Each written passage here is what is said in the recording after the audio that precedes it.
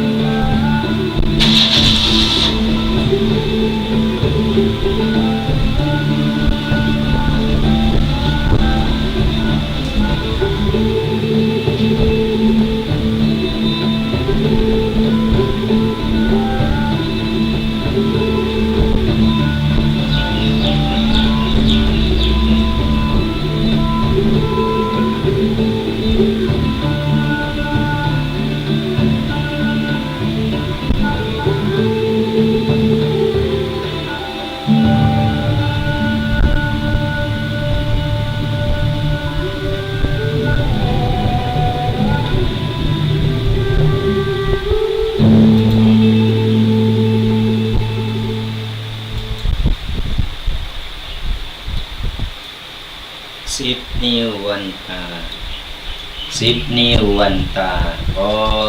กราบไหว้สามายังพระเถระพระเถรานุเถระพระสังฆาธิการครูบาอาจารย์จุรุจุตนโดยความเคารพยินขอเจริญสุขเจริญธรรมจงบังเกิดมีแด่กันสาธุชนพุทธบริษัทจุบุจุคนที่กำลังสดับหับฟังกับรายการธรรมกำยองในเจ้าวันนี้หรือว่าพอย้อนหลังฟังย้อนหลังก็ตาม เจ้าวันนี้เราก็ได้มาพบปะเจอกับสถาญาติโยมกันตรงกับวันเสาร์ที่7 ธันวาคมเพื่อกังเดียวหนึ่งจะสิ้นปีแล้วสถาญาติโยมทั้งหลายกังเดียวจะสิ้นปีแล้ว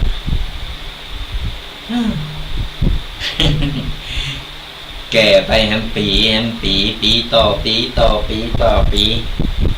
วันคืนลงไปเขาทำคุณประโยชน์อย่างหือกับชีวิตทำคุณประโยชน์อย่างหือกับ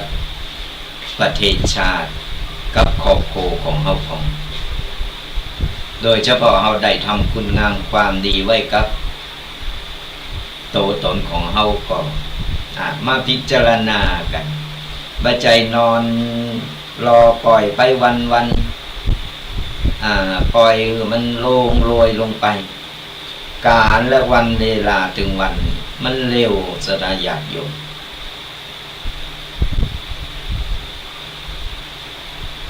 นอนกันจะตื่นมากกว่าวันหนึ่งละตื่นมากกว่าวันหนึ่งละก็บ่ฮู้จะคือเอาไปยุดก็บ่ได้เอาจะไปห้ามก็บ่ได้ห้ามแกเนอะห้ามนาฬิกาหมุนเนอะกำลังรับโมนอยู่ห้ามวันเวลาห้ามบ่ได้เพราะฉะนั้นเราต้องปรับให้เข้ากับปัจจุบันกับสถานการณ์ตึงวันทำโตเป็นว่าทำโตเป็นเหมือนสายน้ำเยอะเราเป็นเหมือนสายน้ำสลายญาติโยมทำโตเหมือนสายน้ำก็ว่าบ่งว่าจะเขาจะเจอกับเหตุการณ์อย่างในแต่ละวันตื่นมาปุ๊บเอาละเขาจะหู้ก็วันเวลาเหตุการณ์แต่ละวันว่าตื่นมาปุ๊บเจ้านี่เขากล้าว่าจะไปหันจะไปนี่จะทำอันนั้นทำอันนี้วางโครงการเรียบร้อยมันแบบเป็นดังอันสักกรรมก็เพราะอะไรอย่างคือเหตุการณ์ตั้งหน้าเขาคาดคิดบ่ถึง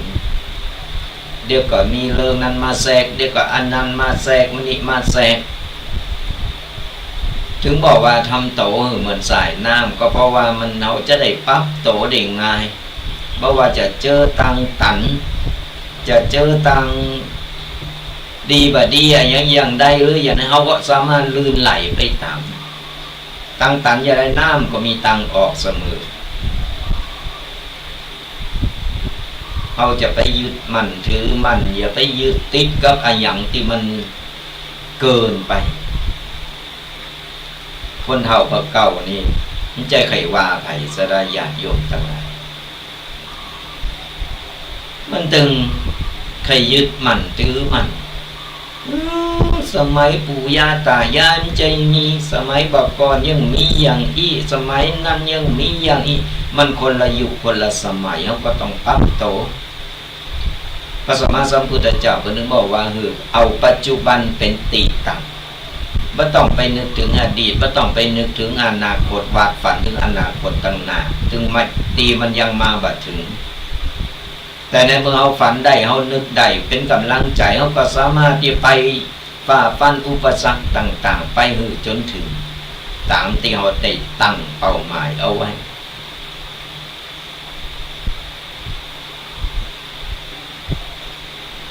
บางทีนี่เขาวาดฝันมันเกินความจริงไปก่อนพอบ่ได้ดังใจบ่ได้ดังตามที่คิดมันก็ทำให้เรานี่เกิดความเสียอกน้อยอกมองใจเสียใจไปคือตั้งความหวังไว้หนักเกินไปอย่างก็ตามเอามาก่อโคน ไม่ต้องไปหวังอย่างมันหนักหนาแต่เขาหวังได้เพราะว่าความหวังของเขาความฝันของเขามันเป็นกำลังใจที่จะทำให้เขาได้สู่งานได้ทำงานแต่เขาต้องเขาฝันเขาวาดฝันไว้แล้วเขาก็ต้องทำคือใดต้องไปคือถึงเพราะวันเวลาหรือการเวลาเนี่ยมันเปลี่ยนแปลงตลอดเวลาเขาบอกหูเหตุการณ์ตั้งหน้าเขาประคาดฝันว่าเหตุการณ์ตั้งหน้าเป็นอย่างนั้นโอ้ยบางคนก็ฝันมันเพ้อฝันไปเพ้อฝันอย่างไรฝันเกินจริงไปโอ้ยวันนี้หวยจะออกไปซื้อหวยสักใบหนึ่งละโอ้ยก่อนไปซื้อก็ไปไหวไปบนบานศาลเก่าต่างๆนาเปิดบนบานอย่างโอ้ยเหอะซื้อหวยก็หวังออกนอกขอให้ถูกรางวัลที่หนึ่งเติดเปิดหวยออกมาบัถูกก็เกิดความน้อยอกหมองใจเสียอกเสียใจเสียได้ขึ้นมาถึงบอกว่าคนเฮากูสิ่งกูอย่างเพิ่นจัดสรรมาเรียบร้อยแล้วเอาต้องรอโอกาสและก็รอจังหวะ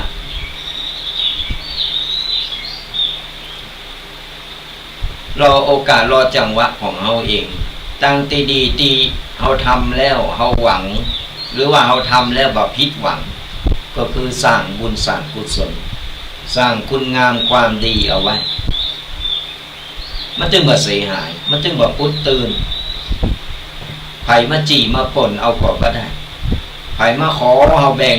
แบ่งบุญหือเด้อเหมือนเพิ่นแบ่งข้าวแบ่งของแบ่งแกงแบ่งสิ่งของต่างๆเฮาก็บ่บุญน่ะมันบ่มีแบ่งกันมันบ่มีขายตามกาลคนไทยใครใดก็ต้องไปทำเอาเองคุณงามความดีบุญกุศลเนี่ยมันต่อเติมแล้วมันสร้างคือชีวิตเฮาดีขึ้นมาเพราะฉะนั้นนี่คือเฮาเอาปัจจุบันของเฮาแล้วถึงบอกคือทำโตเหมือนน้ำมันไหลไปได้ทุกซอกทุกซอยเจอตังตันอย่างใดมันก็จึงหาทางออกจนได้เมื่อการใจชีวิตของคนเฮาถึงวันบางคนก็ท้อน้อยอกมองใจด่าว่าโตเก่าด่าว่าคนนั้นคนนี้ด่าว่าโจกจะตาตกเก่าสุดท้ายมาก็น้อยอกมองใจก็ทำลายโตเก่าอันนี้มันบ่ถูกมันบ่ดีทำเป็นบาปมหันต์นะศรัทธาญาติโยมทั้งหลายเมื่อกี่วันมานี่ก็ในหมู่บ้านนี่ก็มีน้อยเน้อต่ำใจหาตั้งออกบ่ได้ก็ไปทำลายโตเก่าถึงแก่ชีวิตเป็นการเปิ้นฮ้องว่าซ้ำเป็นทำกรรมทำเวรหรือโตเก่านักขึ้นไปอย่างบัจจว่าเขาป้นจากนี้ไปแล้วป้นไปแล้วสบายแล้วจะมันเติบหมูเลิงอย่างแรกแต่เขาต้องไปใจกรรมตั้งบนเนี่ยเขาต้องไปใจกรรมเนี่ยจ่าแถมภพ บอกว่ากี่ภพกี่จ่าเขาก็ต้องไปใจหนีไปจนหมดจนเหลือกเศษกรรมเศษกรรมก็ทำมาทำของเขาเนี่ยได้เกิดมาใจชีวิตของกรรมแต่จะมาในรูปแบบไหนเท่านั้นบางคนก็ไปใจกรรมใจเวรอยู่ในหม้อหนาวหกบ่ฮู้กี่ภพกี่ชาติกว่าจะได้ลงมาจนกว่าจะหมดเหลือเศษกรรมเท่านั้นแต่จะเกิดมาจะเป็นมนุษย์เป็นสัตว์เดรัจฉานหรือจะเป็นอย่างต่างๆที่เศษกรรมเคยได้สั่งได้ทำเอาไว้จากนี้เหมือนกันเพราะฉะนั้นเนี่ยศรัทธาญาติโยมทั้งหลายบ บุญกุศลเจ้าอัน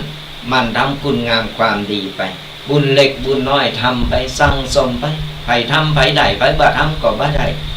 ก็ไผบ่ทำก็ไม่ต้องไปติไปว่าไปด่าไปว่าเพิ่นสระเปาใส่ดำอันเพิ่นใส่ชุดขาวหน่อยตัวเก่าก็ไม่ไปหรอกติว่าเพิ่น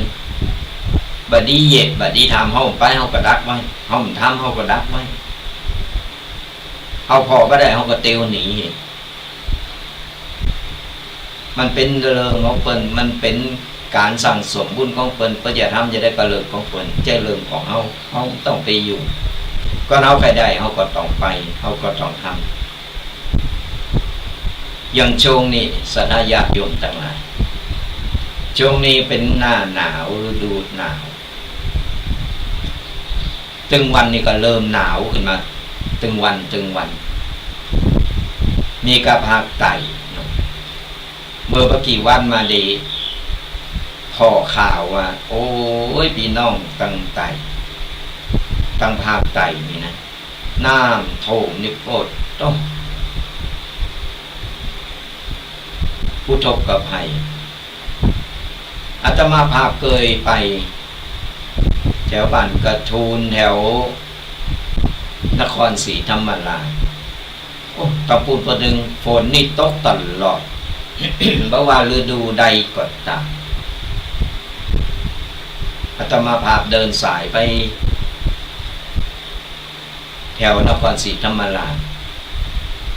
วันใดฝนมาตกบ่มีในช่วงนั้นแต่บอกหูประเดียวนี้ไม่ได้ไปแล้วเป็นอย่างใดพองแต่ได้ข่าวว่าฝนตกนี่ฝนตกน้ำโถมน้ำป่าไหลหลากลงมาเจ้าบ้านเดินห้อนกันเหมือนเชียงรายมีที่ผ่านมาตั้งพี่น้องตั้งภาคใต้กับนักเนี่ยสดาญาติโยมทั้งหลายอายังมันเกิดขึ้นได้เสมอเพราะฉะนั้นเราอย่าไปประมาทกับการใช้ชีวิตเพราะว่าสุขภาพร่างกายของเราก็ตามยิ่งหน้าหนาวยิ่งเป็นฤดูมันบัดเดียวมันแจ้งจ้าคำเร็วนะบางทีอาตมาพาออกไปบิณฑบาตนี่นะเจ้าบาทจดเพราะว่าโอ้ก็อย่ามาเจ้าล่ำเลย ที่จริงเขาก็ไปตามเวลาของเขาปกติแต่ว่าปัญญาแจ้งแต่คนเฒ่าคนแก่เพิ่นตื่นบัดตั้นกำลังรับโมนยังมาตุปียังมาเจ้าล่ำเหลือกำลังตื่นแต่เพิ่นพอในนาฬิกาก็เพราะว่ากันกำลังรับโมนสุขภาพร่างกายของเราต้องดูแลกันเนอะอากาศมันเปลี่ยนแปลงกลางคืนก็นอนห่มผ้าหนาวบ่หนาวบ่หัวเอาผ้าปิดหน้าอกไว้ก่อนนะก่อนอันนี่เป็นห้องว่าอากาศหรือลมมันเข้าไปเพราะสมัยก่อนเปิดพัดลมหนักๆนี่นะไอ้ลมมันเข้าสะดือแล้วก็เยอะว่าสบายบอกว่าเป็นกุศโลบายของคนเฒ่าคนแก่ก็หรือว่าจะเป็นจริงก็ตามอาตมาภาพก็ทำอย่างอันตลอดเจอเพิ่นรุ่นนี้ปออีแม่เนี่ยเพิ่นบอกว่าเปิดพัดลมเอาไปเหือนนอนถอดผ้าเนอะเดี๋ยวลมมันเข้าสะดือ บอกว่าจริงเท็จแค่ไหนก็เย่มาปฏิบัติมาตลอดเขาขอบโปเหมือนกัน เนี่ยสดาญาติโยมทั้งหลายสุขภาพร่างกายของเฮานี่สำคัญเขาต้องดูแลไอ้อย่างกูสิ่งกูอย่างมันมีการซึกหรอใจว่าเป็นยังว่าเป็นยังไปชาลาใจสำเติมมันเป็นตั้งในเขาก็บอกงูเพื่อเป็นนักขึ้นมาว่าเป็นไปแล้วแก้ไขลำบาก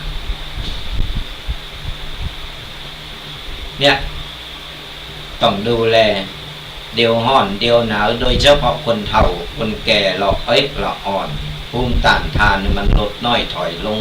ละอ่อนกับภูมิต้านทานมันยังอ่อนอยู่แต่ไอหมู่คนกลางคนนี่วัยรุ่นนี่จะมันตกอันนั้นมันวัยกำลังแข็งแรงวัยกำลังแข็งแรงภูมิต้านทานมันยังสูงอยู่มันก็อาจจะเป็นยากเนาะเนี่ยก็ดูแลกันตัวก่อนจะเข้าเรื่องเข้าราวศรัทธาญาติโยมทั้งหลายวันนี้จะนำปกิณกะต่างๆมาอุมาเอ่ยกันเรื่องอย่างหนึ่งกันเดียวเราจะได้มาอู่ก่อนที่จะมาอู่มาเอ่ยมาตักมาตายกันก่อนขอประชาสัมพันธ์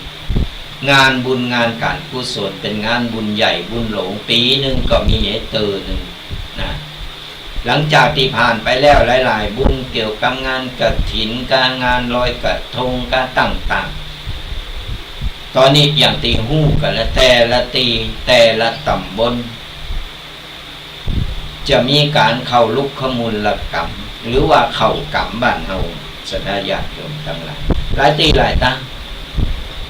ไก่ที่ไหนก็ไปกินไปตานไปรวมบุญรวมกุศลกันตุเจ้าพระเนรเพิ่นก็จะไปเข้ากรรมไปประพฤติวัดปฏิบัติธรรมกันก็ตีตำบลบักกอกของเฮานี่จะมีการเข้าลุกขมูลกรรมตีวัดสันกำแพงปีนี้เป็นหน้าที่ของวัดสันกำแพงเป็นเจ้าภาพศรัทธาญาติโยมทั้งหลายสันกำแพงนี่อำเภอป่าซางนี่นะอยู่ใกล้ๆวัดกอกนี่ปัจจัยสันกำแพงเนี่ยที่เชียงใหม่หรือที่อื่นอันนี้ในตำบลบักกอกวัดสันกำแพงเนอะศรัทธาญาติโยมทั้งหลายจะมีการเข้าลุกขมูลกรรมของคณะสงฆ์ในตำบลบักกอกรวมกันจัดลุกขมูลกรรมขึ้นกันปีนี้เจ้าภาพก็คือวัดสันกำแพงจะเริ่มวันที่27ที่จะถึงนี่เนอะวันที่27ธันวาคมไปจนถึงวันที่3มกราคมศรัทธาญาติโยมทั้งหลายเข้ากรรมข้ามปีก็เนอะ2 ปีซ้อนเลยนะ เข้ากรรม2 ปีซ้อนเลยเนอะตั้งแต่ปีนี้ไปถึงปีหน้าคุณเริ่มตั้งแต่วันที่27ธันวาคมไปจนถึงวันที่3มกราคมไปจะไป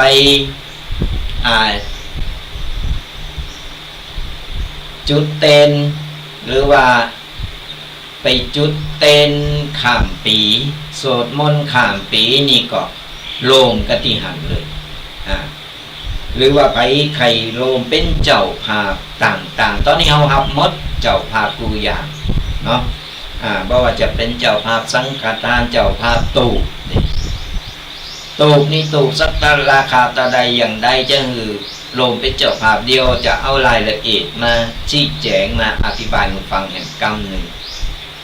แต่ที่แน่ๆกำหนดการมาแล้วเนาะจะมีเจ้าภาพตูบจะมีเจ้าภาพภัตตาหารในแต่ละมื้อแต่ละวันของคณะสงฆ์ที่เพิ่นเข้าไปประพฤติวัดปฏิบัติธรรมเนี่ยก็แจ้งความจำนงกันมาได้มาตั้งโดยตรงเลยที่วัดสันกำแพงก็ได้ไปติดต่อคณะกรรมการหรือเจ้าอาวาสเพิ่นหรือว่าปัสโดกก็แจ้งความจำนงมาตั้งอาตมาภาพก็ได้ตั้งเบอร์โทรศัพท์เบอร์เดิมนี่แหละแล้วก็อาตมาภาพก็จะประสานงานให้ว่าไผที่ไหนจะเป็นเจ้าภาพอย่างมาเอาบุญอย่างกันในแต่ละมื้อแต่ละวัน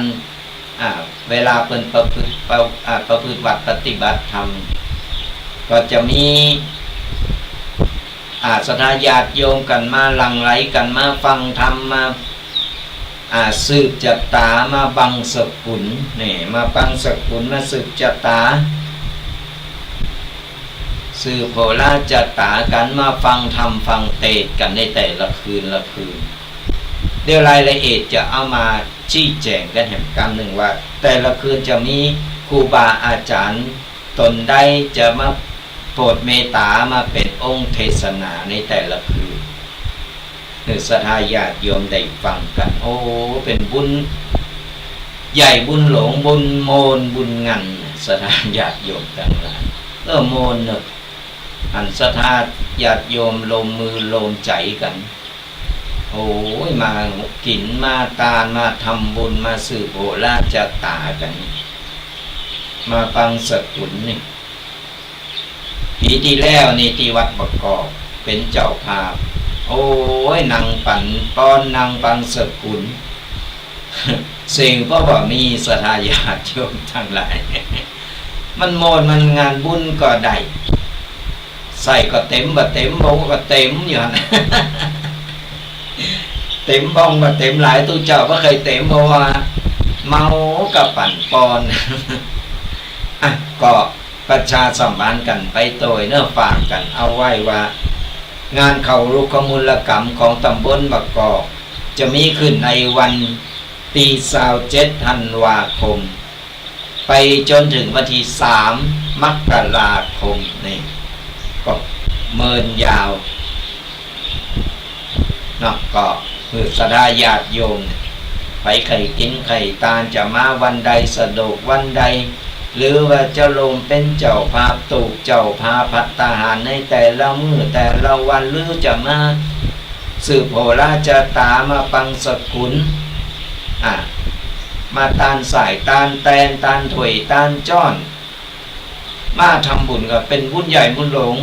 ไม่ต้องไปเก่าวัด10 วัดหรือว่าหลายวัดหลายตีเพราะว่างานเข้าลุกขมูลกรรมแต่ละตีนี่ตู้เจ้าวัดเนนเปิ้นครูบาอาจารย์นี่เปิ้นจะไปลงกันอยู่จุดเดียวไปตีเดียวหันเลยครบหมดเกินเก่าวัดทั้งเปิ้นครูบาอาจารย์แต่ละรูปแต่ละตนมาเป็นตนเมตตามาเข้าลุกขมูลกรรมประพฤติวัดปฏิบัติธรรมมาโลมกันโอ้ปีหนึ่งก็ถึงจะได้มาโลมอยู่ต้วยกันเป็นจุดหนึ่งอันเดียวกันก็ขอน้อมเจริญพรกันเนอะศรัทธาญาติโยมทั้งหลายน้อมเจริญพรกันสะดวกโชงไหนวันไหนก็น้อมเจริญพรมาโลมกินโลมตาลมาโลมเป็นเจ้าภาพกันรายละเอียดต่างๆนี่ก็อาตมาภาพก็จะพยายามเอามาบอกมากล่าวกันว่าในแต่ละวันหรือว่าใครรวมเป็นเจ้าภาพตู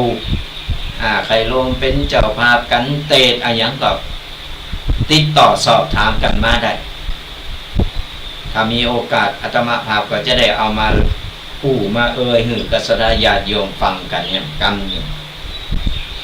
ก็ฝากกันไปตัวเกี่ยวกับงานลุกขมูลกรรม อาราศรัทธาญาติโยมทั้งหลายตอนนี้ซุ้มเสียงก็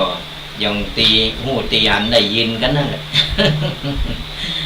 ก็แอมก็ไอกันพองก็แขกก็ว่ากันไปบางทีก็ติดการติดงานก็ไม่เคยได้มาก็เกรงใจตั้งสถานีเพิ่นเหมือนกันว่าเฮายุดบ่อยเหลือเกิน เพราะว่างานมันต่างๆเนาะงานศพงานสากงานโอ้ยยิ่งหมู่บ้านประกอบเนี่ยเป็นหมู่บ้านใหญ่หมู่บ้านโลมงานข่าวดำนี่จะหนักเดียวกับข่าวดำเพราะคนเฒ่าคนแก่ก็ถึงบอกว่าวันคืนมันลงไปมันก็โรยลงไปในแต่ละวัน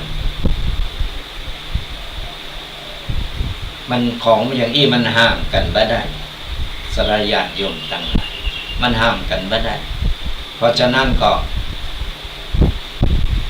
อย่างที่บอกว่าดูแลกันประคับประคองเอาชีวิตโตเก่า อยู่รอดตลอดรอดฟังอยู่ใดยืนยาวสักเท่าใดก็อยู่ที่โตของเฮาละอยู่ที่โตของเฮาจะประพฤติปฏิบัติการโตเก่าอย่างใดกันก็ฝากสดาญาติโยมกันเนาะว่าเรื่องดูแลสุขภาพเรื่องร่างกายสำคัญที่สุดไอ้คนที่เป็นดูแลบ่ไหวเป็นล้มหายตายจากไปก็เป็นหมดกรรมหมดเว้นในชาตินี้เพิ่นก็ต้องไปใจกรรมในชาติต่อไปแฮมถึงบอกว่างานศพงานสากถึงวันมันหนีบ่พ้นงานมันเฮาก็บ่ฮู้ว่ามันจะเกิดขึ้นเมื่อใดเป็นงานที่บ่ได้ตั้งโตเนาะบ่ได้ตั้งโตบางคนก็บ่พร้อมเนี่ยก็ถึงบอกในแต่ละวันมันมีอะไรอย่างที่เข้ามาในชีวิตในแต่ละมื้อแต่ละวันแต่ละชั่วโมงมันเปลี่ยนแปลงอยู่ตลอดเวลาเพิ่นถึงบอกว่าประมาทในการใจชีวิตวันนี้เอาปกิณณกะที่เคยได้ได้เล่าไปครั้งหนึ่งแล้วแต่ว่ามีอีปออีแม่ปออุ้ยแม่อุ้ยหลายคนเพิ่นว่าโอ้ยวันนั้นอีแม่ได้ฟังสักกรรมวันนั้นฟังบัดตันสักกรรมเอามาแอมใหม่ดอกก็เลยตามศรัทธาสรญาติโยมทั้งหลายฟังไว้เพื่อประดับสติปัญญาเพื่อเป็นความรู้อย่างน้อยเราก็จะได้หู้ได้หันว่าที่เราหันผ่านตาถึงวันเนี่ยความหมายแต่มันคืออะไรอย่างเราก็จะได้เอาไปไปเล่าไปบอกกล่าวกับลูกกับหลานได้ฟังกันว่านี่คือความจริงมันเป็นอย่างนี้ สลายญาติโยมเคยหันก็ว่าเวลาสลายญาติโยมอีปออีแม่ปออุ้ยแม่อุ้ย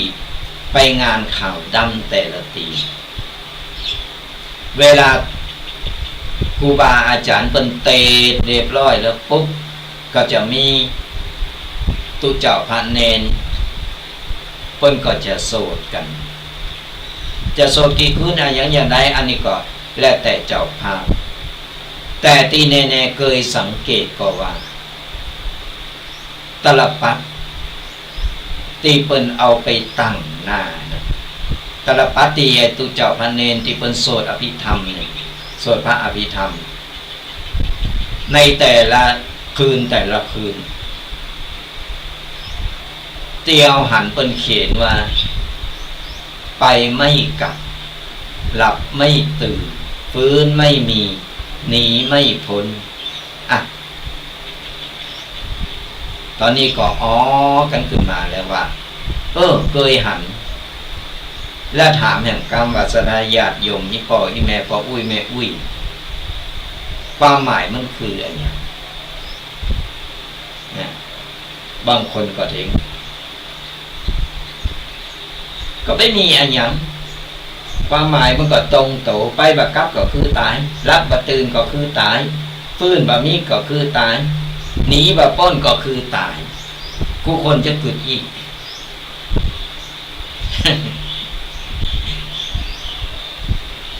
กูคนเนี่ยจะลุกพอไปอ่านปุ๊บจะหู้ล่ะมีอะไรอย่างมีก็กระต่ายน่ะไปบักกับกระต่ายอย่างเดียวน่ะรับบะตื่นกระต่ายนะนี่ฟื้นบะมีกระต่ายหนีบะป้นมันก็ไปป้นเนี่ยมันก็ตายลูกเดียวถ้าเข้าใจมันก็แมนอีพ่ออีแม่พ่ออุ้ยแม่อุ้ยทั้งหลายแต่ความหมายแต่แล้วที่เขาเข้าใจนะมันผิดอย่าได้ก็มันตายกูคนมันตายหมดแต่ความหมายในตลปัดที่มันเขียนไว้ที่ครูบาอาจารย์เพิ่นเอาไปโสดกันไปกรรมตลปัดละโสด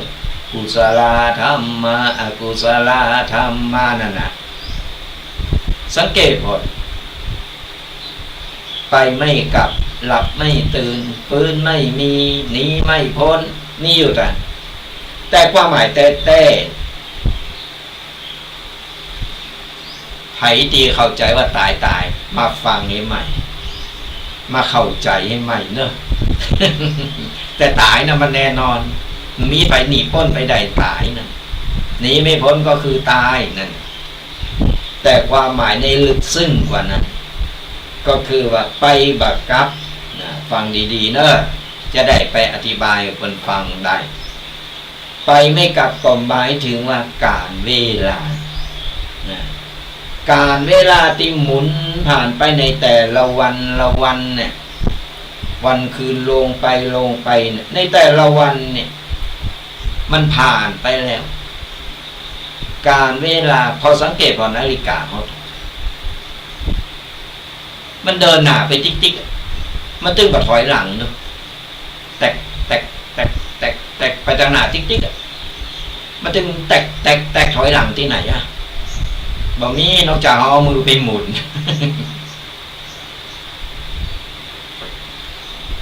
ไปไม่กลับก็คือการเวลาที่มันผ่านลงพ้นไปในแต่ละวันถึงเกินแต่หัวข้อว่าในแต่ละวันเราทำคุณประโยชน์อย่างไหวฮือกับประเทศชาติไหวฮือกับครอบครัวไหวฮือกับโตเก่าของปัจจัยหายใจควางไปวันหายไปละเนาะหายไปละในแต่ละวันในแต่ละนาทีศูนย์เปล่าหายใจควางไปวันเกิดประโยชน์ยังขึ้นมาเลยเราจะไปเก็บลมหายใจปีกมาเมื่อเก่ามันก็บ่ได้มันหายใจออกไปแล้วมันก็ไปอันใหม่มันก็เข้ามา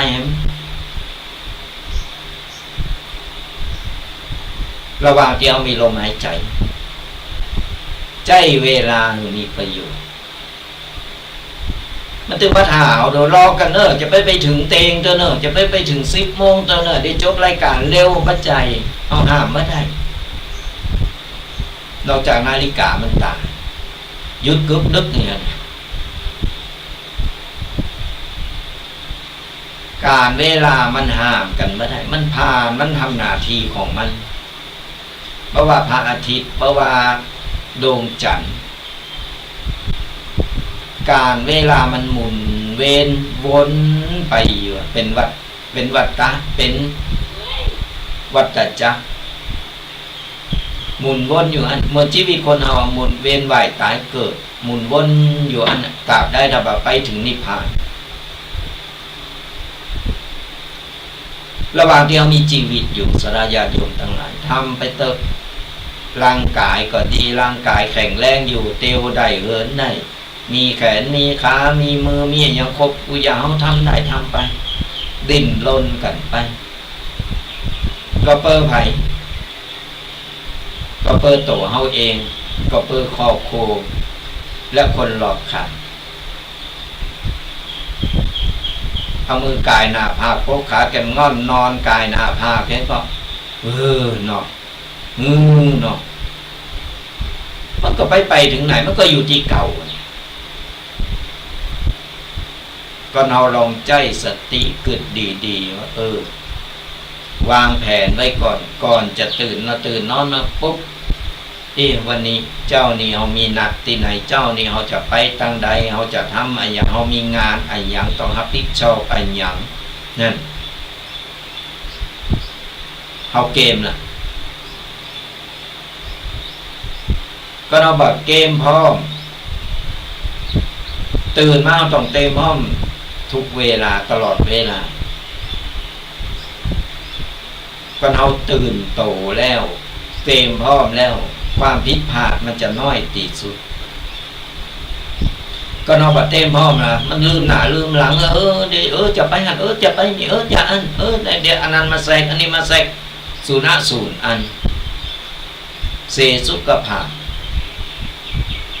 โปรดโหมาได้ก็เพราะอย่างเพราะเขาบอกวางแผนอาตมาพามเนี่ยตื่นมาปุ๊บโหละหน้าที่คืออย่างหน้าที่รักคืออย่างต้องทำอย่างแล้ววันนี้เขามีนัดที่ไหนเขาต้องไปคิดที่ไหนต้องทำอย่าง มันอยู่ในหูก็เพราะอย่างเขาฝึกไว้มันอัตโนมัติของมันเองแล้วก็ต้องเกมเผื่อตัวว่าเกิดมีอย่างเกิดมาแทรกเกิดมีอันนั้นอันนี้ตีเอาบันนึกบอกฝันมันเกิดขึ้นมาเขาจะหับอย่างไรนี่สมองต้องทำงานต้องตื่นโตต้องทำงานตลอดเวลาไอ้เรื่องอะไรอย่างที่มันปล่อยได้เขาก็ปล่อยเขาต้องไปหับหูกูเรื่องกูลาวต้องไปหับหูกูอยากมันจำเป็นที่ว่าเขาจะต้องไปหับหูเรื่องอย่างอื่นที่มันไม่ใจเรื่องของเขาไปมาหูมาเนี้ยก็เรื่องเขาเป็นจำเป็นเติมเรื่องเขาเป็นต้องไปแทรกต้องไปเอาเรื่องของคนอื่นมาเข้าสมองเพราะว่าอย่างมันจะทำมือโตเก่านี่โปรดโผประดานวันดีคืนดีกับปลาเริงกับปลาลาวเข้ามาหาในบ้านในจองเนี่ยเอาเริงโตเก่าเอาคอโปรโตเก่าเป็นติดตั้งกำเดียวกับวันเวลาเดียวหมุนเว้นกำเดียวกับคำแหละแต่เวลาพักกันนะตื่นเจ้ามาเอานะมันก็หมุนเว้นกันอยู่อย่างเงี้ยเพราะฉะนั้นหายใจแต่ละครั้งเราต้องนึกถึงว่าวันเวลาเนี่ยเรานับถอยหลังไปเลยวันเวลามันเหลือให้เมื่อต่อใดละกับชีวิตของแต่ละคนยิ่งแก่โต ยิ่งปีใหม่ขึ้นมาไก่ปีใหม่มาละโอ้บางคนก็สนุกสนานเกมจะได้เอาปีใหม่ไปเข้าดาวกันโอ้ยไปโมดไปงานกันแต่หูก็ฉลองความไก่ตายของตัวเก่ามันยื้อตุกเต่ายังอย่างอีกก็เขาก็มาย้อนพอทำแก่โตไปเขาก็อายุเขาก็แก่ขึ้นสังขารก็โรยลงมา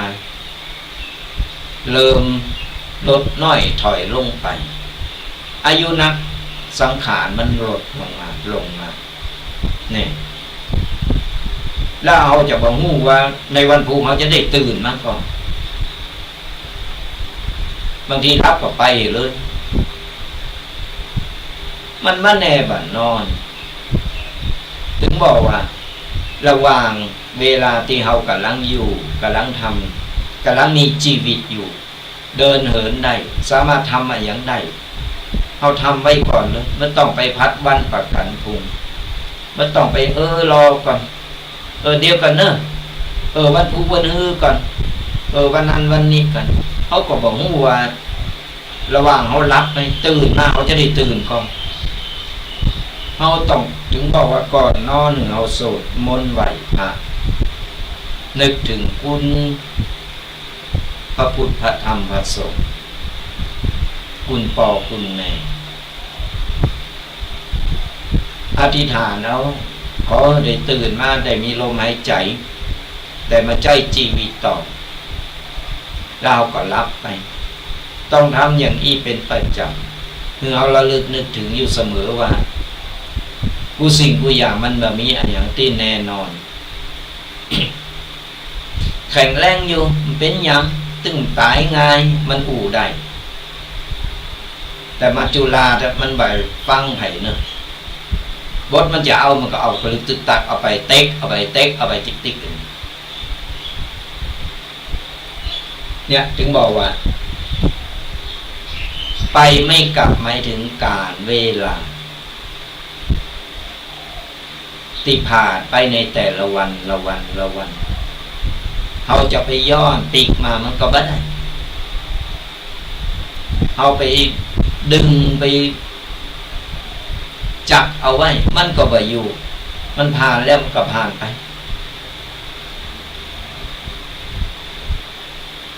มาต่อไปจากการเวลาไปไม่กลับคือการเวลาหลับไม่ตื่นนี่ในใจลองคิดพอแล้วว่าที่ปล่อยแม่พออุ้ยแม่อุ้ยนึกถึงอะไรอย่างนึกไว้ในใจแล้วก็ตอบในใจว่าถูกก็ ไปไม่กลับก็หมายถึงการเวลาที่ผ่านไปหมุนเวียนผ่านไปแล้วมันบ่มีวันได้กลับขึ้นมาได้อันที่สองหลับไม่ตื่นหมายถึงจุดนึกละ เอามาลุ้นกันหลับไม่ตื่นก็หมายถึงคนที่ยังหลงอยู่กับความโมหะความหลงในกิเลสสร้างแต่บาปกรรมบ่ยอมทำความดีเหมือนกับคนที่ลับไหลบ่ยอมตื่นบ่ยอมหับหู้ตามความจริงนั่นแหละก็คือความหลง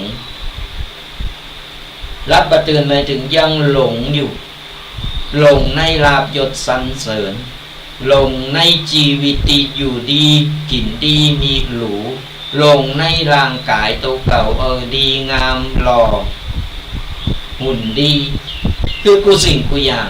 นั่นคือกิเลสถ้าเมื่อตัวเก่าลุ่มหลงอยู่ในกูสิ่งกูอย่างบนโลกใบนี้หลงตัวเก่าหลงกูสิ่งกูอย่างมันเป็นกิเลสที่มันเกิดขึ้นกับโตเฮาสทายญาติโยมต่างหลายกูสิ่งกูอย่าง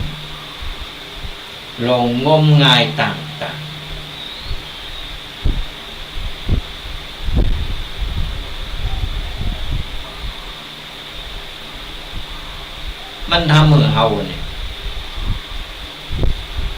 ลืมหูลืมตาก็คือเหมือนคนที่รับบ่ตื่น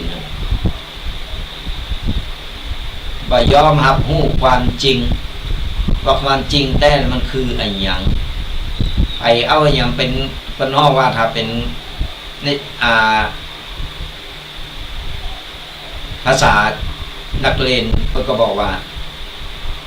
ทำโตเหมือนน้ำเต็มแก้วบ่ยอมรับรู้สิ่งใหม่ๆบ่ยอมรับรู้สิ่งที่กำลังคือคานเข้ามาบ่เอาปัจจุบันหลงงมงายอยู่ในตัวเก่าว่ากูหูกูเก่งกูรักกูทำได้กูสิ่งกูอยาก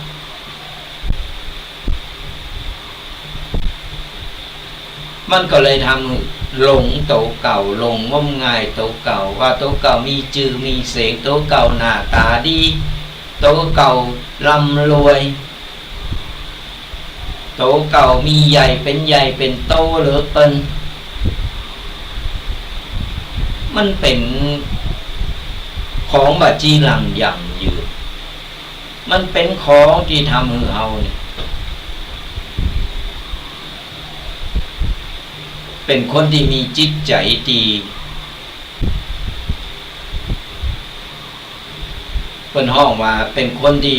บ่ยอมรับความจริงสดายาโยมทั้งหลายเพราะฉะนั้นแล้วเนี่ยความโกรธความหลงของแต่ละคนว่าจะหลงอย่างก็ตามคือเฮาพยายามแล้วคอยดูว่าความหลงตอนนี้เขาหลงอะไรอย่างก็หลงแล้วมันเกิดกิเลสขึ้นมาพอกิเลสมันเกิดขึ้น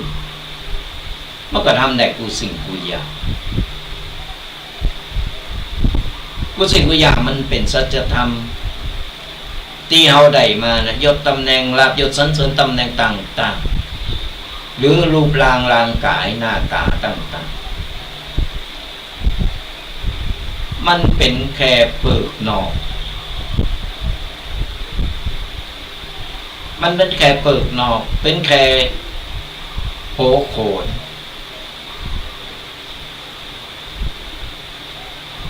แต่ใน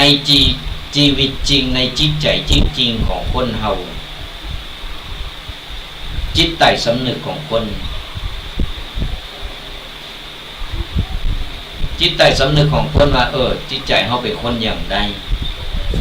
จะไปหลงงมงายเกินไป ก็เราหลงงมงายเกินไปหรือว่าหลงโตเก่าเกิดไปมันก็ทำให้เราเนี่ยกลายเป็นคนที่บ่มีสัจธรรมในชีวิตบ่มีคุณธรรมในชีวิตเนี่ยข้อที่สองแล้วไปไม่กลับก็คือการเวลาหลับไม่ตื่นก็หมายถึงความลุ่มหลงความโมหะหลงในกิเลสนั่นเองมาข้อต่อไปสดาญาติโยมตั้งหลักสี่ข้อแล้วเนิ่สามมีสี่ข้อไปแล้วสองข้อมาข้อตีสามฟื้นไม่มีพี่ปออีแม่ลองตายเปล่าแล้วหมายถึงอะไรอย่างไปสองข้อแล้วนะสองข้อแล้วว่าในใจอีปออีแม่ปออุ้ยแม่อุ้ยปอออกแม่ออกว่าตีอู่มาสองอย่างแล้วพอเป็นแนวทางว่ามันถูกก็เตะเดาไว้ในใจมาข้อที่สามลองเดาก่อนฟื้นไม่มีหมายถึงอะไรอย่างติ๊กตักติ๊กตักติ๊กตักลองพอตายบ่ในใจและคำเดียวท้ายรายการเขาจะมามาเอ่ยกันว่าตายถูกก็จะไปขี่จุเนาะขี่จุโตเก่าเป็นคนพูดเท็จนี่มันบดีนะพิสินนะเขาต้องสื่อสัตย์กับโตเก่าว่าสี่ข้อเนี่ยตีตายไว้ในใจมันตรงกันก็นี่ก่อนไผ่ตรงถึงสี่ข้อก็ได้รางวัลชีวิตไปได้กำให้ชีวิตไปไผ่บ่ต้องก็มาเป็นอย่างก็ถือว่าผิดไปกี่ข้อที่เหลือก็เป็นการประดับประดาความหู้นี่ฟื้นไม่มีก็หมายถึงปัจจัยฟื้นไม่มีก็คือตายในใจผู้คนก็คืออันที่จริงแล้วฟื้นไม่มีหมายถึงสังขารของคนเฮาที่ลงโรยไปในแต่ละวันมันบ่สามารถย้อนคืนมาเป็นหนุ่มเป็นสาวนะมาย้อนมาเป็นอดีตนะสังขารของคนเฮาสังเกตก่อนเวลาปีใหม่เมืองบ้านเฮาจะขานลองละจะขานลองละเฮาเป็นละอ่อนเฮาก็มันเป็นโตอย่าใดจะขาดคนเฒ่าคนแก่ว่าตื่นเจ้าหน่อยเนอะวันนี้ไปมาพอจะขานลองจะได้อาบน้ำคัดโตจะได้ตุกหม้อตุกไหเคาะหม้อถังกะละมังหม้ออย่างต่างๆต่อเป็นละอ่อนบางคนก็ปืนยิงขึ้นฟ้าประเดี๋ยวประดิเยแล้วนะผิดกฎหมายนะจีบทบก็ตกกระเป๋าโต๊ะเก่ากันโอ้สารพัดสารเพ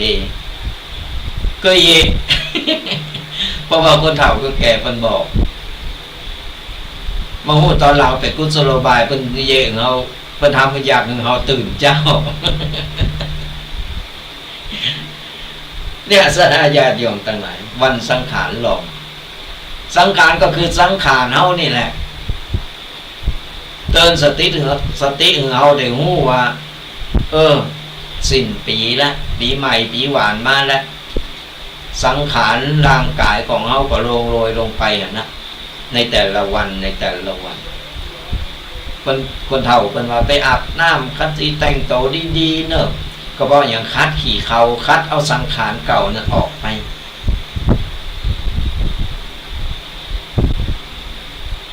ไปห้ามบ่ได้สังขารในแต่ละวันแต่ละคนในแต่ละวัยโอ้ยตอนหนุ่มนี่โอ้ยหน้าตาหล่อเท่เหมือนด้านลานหนังโอ้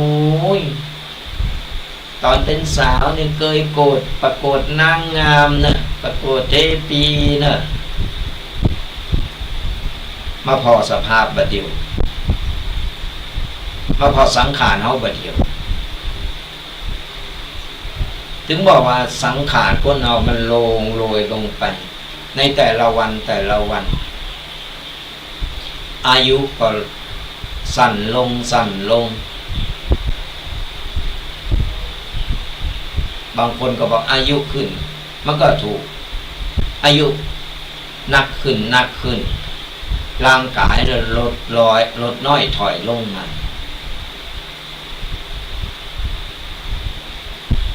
มันบ่มีอย่างมายึดได้มาห้ามได้สนาญาติโยมทั้งหลาย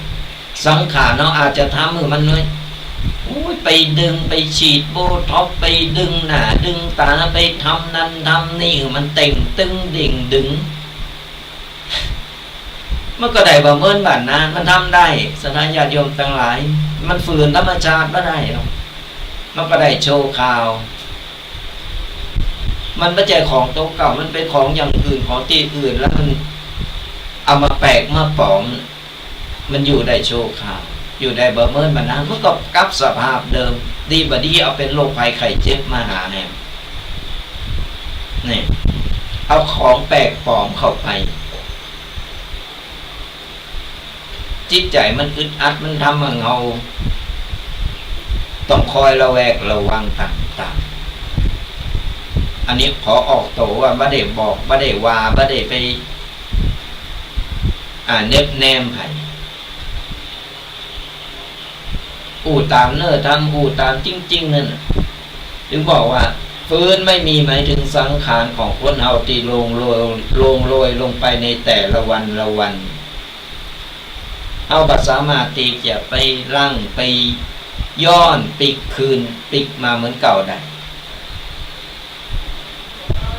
เสียได้ความหนุ่มเสียได้ความสาวประเดี๋ยวเนี่ยเรามาพอสภาพเผาตอนนั้นอายุตอนนั้นก็ตอนนี้แต่ละคนมันเปลี่ยนแปลงไปหนังที่เคยตึงเต่งตึงเด่งดึงเนี่ย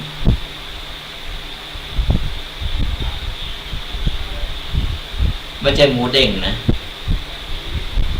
เต่งตึงเด่งดึงนั่นโอ้ยเรามาพอประเดียวนี่จับขึ้นมายางเติบเยืบอันนี้หมายถึงหนังแขนลองกำหรอกกำหนังแขนหดลูกเก่าจับขึ้นมานี่ปล่อยลงไปแตะแย่ลงไป โอ้ไม่อยากจะนึกสภาพ เนี่ยสลายาโยมตั้งหลายมันบ่มีอย่างเต็งแต่แน่นอนบ่มีอย่างอยู่กับเฮาได้ตลอดไปหรอกตลอดฟังไปตลอดว่าฉันจะต้องยังหนุ่มยังแน่นถึงเฮาบ่ยอมจิตใจเฮาบ่ยอมแก่บ่ยอมไปห้องลุงห้องป่านี่บ่ยอมนะพิษอกพิษใจต้องห้องปีห้องน้องโอ้ยชอบมีอย่างก็เธอทูเนื้ออันนี้คือใจมันทำได้แต่สังขารคนเฮาเนี่ยมันไม่ได้จะไปฝืนมาข้อต่อไปสนาญาติโยมทั้งหลาย3ข้อผ่านพ้นไปแล้วเหลือข้อสุดท้ายลองตายมาพอว่าถูกกว่าถูกไปกี่ข้อรับบัดตื่นหมายถึงอะไรยังปื้นบ่มีหมายถึงอะไรยังไปบัดกลับหมายถึงอะไรยังต่างๆนานานี่คือได้เอามาเรามามาสู่กัสนาญาติโยมฟังกันหนีบ่พ้นสุดใต้หนีบ่พ้นหมายถึงอะไรอย่างไรหลังจากได้ฟังมา3ข้อแล้วมันเป็นอย่างที่มันบ่เหมือนดังที่เฮากึดไว้ว่าไปไม่กลับก็ตายหลับไม่ตื่นก็ตายฟื้นไม่มีก็ตายอันนั้นคือความหมายที่เฮาเข้าใจแต่ความหมายที่ลึกซึ้งแต่แก่นเนอร์มันแต่มันคืออะไรอย่างมาข้อสุดท้ายหนีไม่พ้นหมายถึงกรรมของคนเฮาสลายญาติโยมทั้งหลายกรรมที่เฮาได้สร้างได้ทำในแต่ละวันบ่มีวันที่เฮาจะหนีกรรมนั้นพ้นไปได้ กัมมุนาวัตติโลโกสัตว์โลกย่อมเป็นไปตามกรรมกรรมไว้กรรมมันก็ถึงบอกว่าก่อนเอาตอนเอาตายไปแล้วเราต้องไปใจกรรมบนหม้อนรกในสวรรค์เรียบร้อยปุ๊บจนหมดแหละเหลือเศษกรรมทั้งเขาเกิดมาเป็นคนเป็นมนุษย์หรือว่าเป็นสัตว์เดรัจฉานต่างๆก็เพราะกรรมเศษกรรมที่เขาได้สั่งได้ทำเอาไว้ไปได้ฆ่าไก่ก็ตายมันก็ใจกรรมเป็นไก่ไปคอยจิกคอยเคกินเอาไปลูไปยาดกินเอากรรมใดกรรมมันที่เราได้สั่งได้ทำเอาไว้จะกรรมเบาบางจะกรรมนักหนาอย่างไรก็อยู่ที่เหตุปัจจัยของกรรมที่เราได้สั่งได้ทำเหมือนกันอันดับคนเราเกิดมาในแต่ละคนเป็นคนเหมือนกันหน้าตาคล้ายๆกันมีชีวิตร่างกายกูอย่างครบแต่กรรมแต่ละคนบ่เหมือนกันแต่ละคนจึงได้ต้องได้ดำเนินชีวิตของแต่ละคนในแต่ละวันบ่เหมือนกันบางคนเกิดมาเป็นคนแต่นิสัยเป็นโจรต้องไปเป็นโจรบางคนเกิดมาเป็นคนเคยไปสั่งไปทำอย่างไรเขาก็ต้องใจกรรมนั่นก็ถึงบอกเพิ่นได้ลิขิตมาแล้วว่าเขาจะต้อง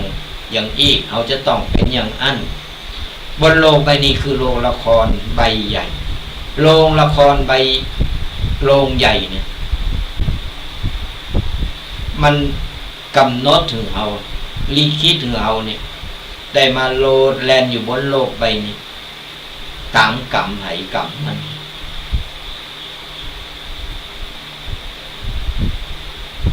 โดงไปมาอย่างใดก็ไปอย่างนั้นเป็นห้องว่ากรรมมันได้ลิขิตไว้แล้วเขาไปฝืนไม่ได้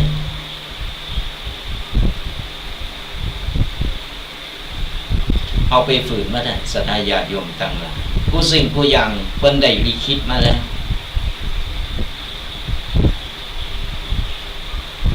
บางคนเกิดมาใจกรรมเป็นเจ้าหนี้เป็นเจ้ากรรมนายเวรกัน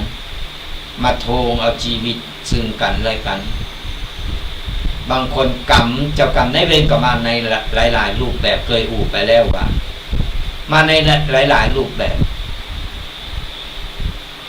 บางคนก็มาในรูปแบบของพ่อของแม่ของพี่ของน้องของโผของแม่ของคนอื่นของเพื่อนของพ่อแต่ละคนมาปะกันว่าจะเป็นเหตุบังเอิญสัทธาญาติโยมเขาเคยได้ยินกันแล้วว่าถึงวันนี้เขามาปะกันว่าจะเป็นเหตุบังเอิญแต่เพราะว่าเฮาเนี่ยได้เคยทำกรรมมาด้วยกันมันถึงได้มาปะมาปกกันอายันตนะต่างๆมันได้ดึงดูดเข้าหากันจะมาในรูปแบบใดตัว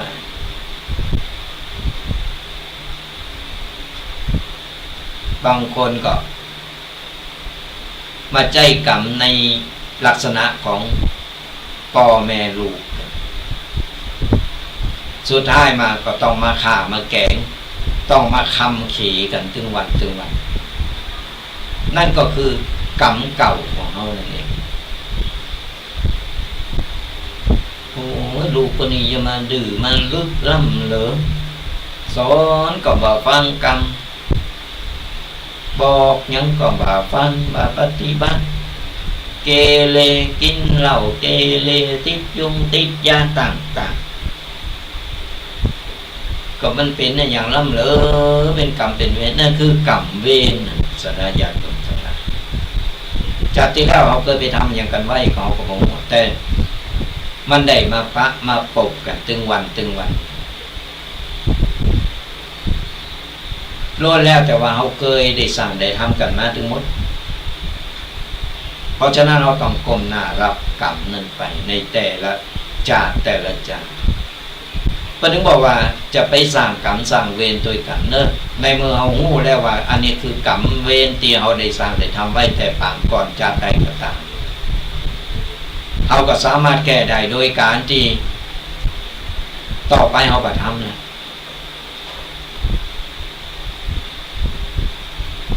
ต่อไปเราจะมาทำอย่างอี้เอาหูแล้วว่านี่คือกรรมเวรมาตอบมาสายมาแทนเรามันสร้างคุณงามความดีไปเป็นการตอบแทนจากนี้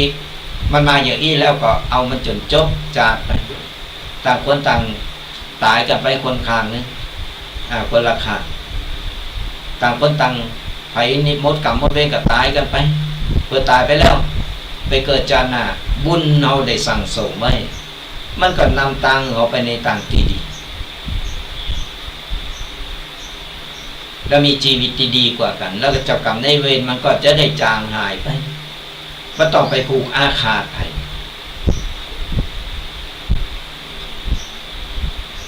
ต้องไปแจงไปด่าไปว่าไปเดี๋ยวเหมือนน้ำมันเข้าตัวก็มันเข้าตัวเขามาก็ขับมาในรูปแบบต่างๆนี่เขาได้ต้องมาใจกรรมเหมือนกันนี่ระวังให้ดีเลยคนที่ชอบไปยุแยงคอยไปว่าคนนั้นคนนี้อย่างอันอย่างอี้นี่นะระวังไว้กรรมมันมาหลายๆรูปแบบเดี๋ยวไปละวาไปด่าไปบอกไปกล่าวไปหาเริงไปใส่ร้ายเพิ่นบัจจาดนี่กับจานนะเขาก็ต้องมาใจกรรมที่เขาได้ไปว่าไปทำมันถึงหนีมันพ้นก่อนบัจจาดนี่กับจานนะบางคนก็บเดียวนี่หันแล้วหันเร็วเนี่ยยิงเปิ้นเป็นคนมีศีลมีธรรมเปิ้นปฏิบัติเปิ้นทำบุญบารมีเปิ้นมียิ่งเอาไปติเตนไปใส่ร้ายไปว่าเปิ้นอันนี้หันเร็วเลยแล้วก็หันมาด้วยตาตัวเองมันลงบุบหิวาลงศอกสทายะหิศอกลงวาสทายะโยมจังละเนี่ยมันย้อนกลับปีกมากรรมก็คือการกระทำก็เราจะเป็นกรรมได้เราก็ต้องเป็นการกระทำของเราสรุปแล้วก็4 ข้อปริศนาธรรมในการที่เราได้หันได้ไปพอได้หู้นี่ว่ามันคืออะไรอย่างตอนนี้ก็ถึงบางอ๋อแล้วเนาะอ๋อเป็นว่าอย่างอีกอะไปไม่กลับหลับไม่ตื่นฟื้นไม่มีหนีไม่พ้นแปลว่าอะไรอย่างความหมายลึกๆแต่แล้วเนี่ยสรุปก็คือเบิ่งประมาทในการเวลาเบิ่งประมาทในกิเลสลุ่มหลงบ้างประมาทในสังขารในแต่ละวันบ้างประมาทในการสร้างบุญสร้างกุศลโดยรวมแล้วก็คืออย่าประมาทในการใช้ชีวิตแต่ละวันนี่คือปริศนาธรรมที่ได้เอามามาเราสถาญาติโยมฟังกันอย่างน้อยนี่ก็จะได้ประดับความหู้ว่าความหมายคืออะไรอย่างเอาไปมันจะไปพอไปฟังกับตุเจ้าว่าตุเจ้านี่โสดประมนตุเจ้านี่หล่อตุเจ้านั่นงามไปพอให้พอดีคนนั้นคนนี้ไปงานข่าวดำนี่แต่ละเตอเนี่ยมันมีปริศนาธรรมเนี่ยปริศนาธรรมแต่ละอย่างเอาไว้เป็นสถาญาติโยมพอและพินิจพิจารณาใจไปก็เปิ้นไหวก็ไหวเปิ้นเตะก็รับไปก็เปิ้นไปเปิ้นพอว่าเฮาไปหมดส่วนมาจะเกิดอย่างอันเป็นอย่างอันไปเมื่อใดก็กุศลเมื่อเหมือนเก่าแล้วแหละเดิมตุเจ้าก็น่าเดิมมีใหม่ๆมาจะได้พอเป็นอาหารตาหน่อยมันบัดใจไปพออย่างอันสดายาเกี่ยว เอาไปงานเปิ้นเอาต้องพิจารณาตั้งสติพิจารณาพอว่าวันนี้เอามางานเปิ้นแอมบ่เมินบ่นานเอาก็ต้องมีสภาพอย่างไอ้อีเอาต้องขึ้นไปนอนในโรงแล้วคนก็จะมาฟังธรรมมาฟังโสดพิจารณาไปเอาก่อนนี้บ่พ้นหรอกสักวันหนึ่งวันใดวันหนึ่งก็ตามมันระลึกนึกถึงความตายเวลาถึงข้าวแต่เขาจะบ่กลัวตาย เพราะว่ามันเป็นสัจธรรมบ่มีไผหนีพ้นได้ใจไปเพื่อว่าโอ้ไปงานศพงานสากไปงานข่าวดำทีก็แต่งโตใส่ชุดดำไป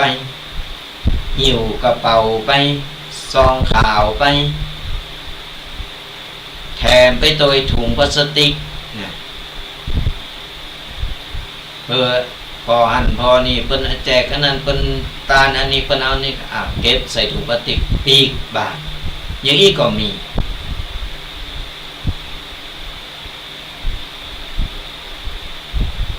เนี่ยมันเป็น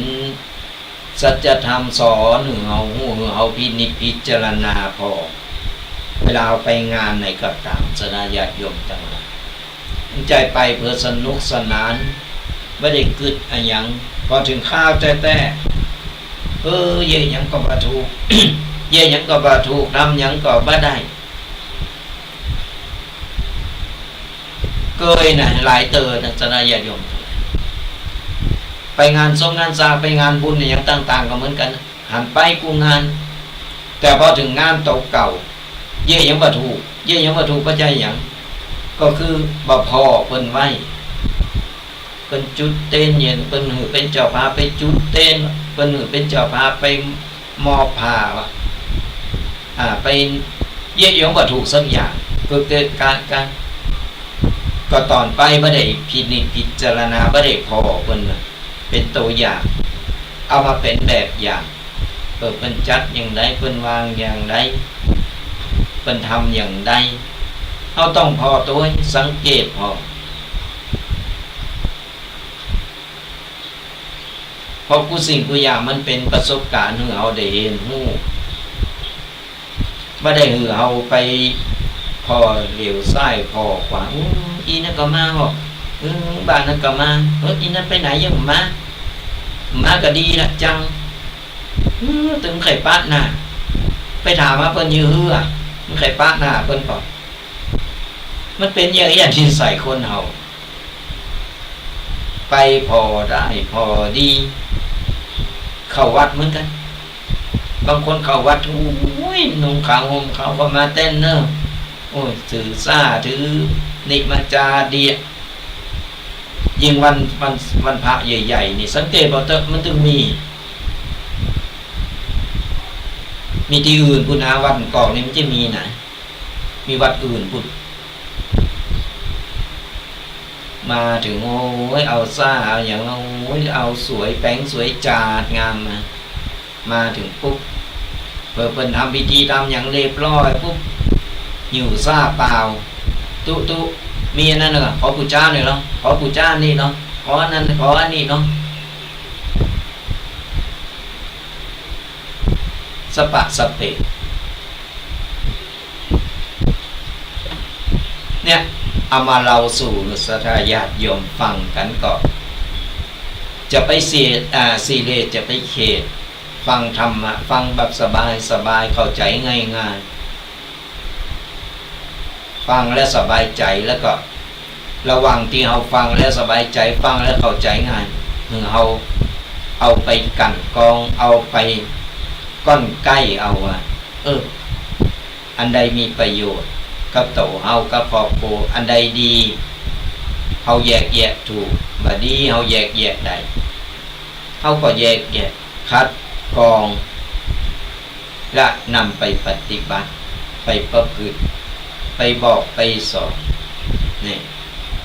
ฟังเทศน์เหมือนกันสลายญาติโยมทั้งหลายการฟังเทศน์นี่บัดเดียวดีหน่อย การฟังเทศฟังธรรมจะฟังที่บ้านก็ได้ฟังตั้งใดก็ได้แล้วเทศครูบาอาจารย์แต่ละรูปละตนเพื่อก็ประยุกต์ขึ้นมาบางคนก็บางท่านก็เทศใครรับบางท่านก็เทศบ่ใครรับใครโหแล้วแ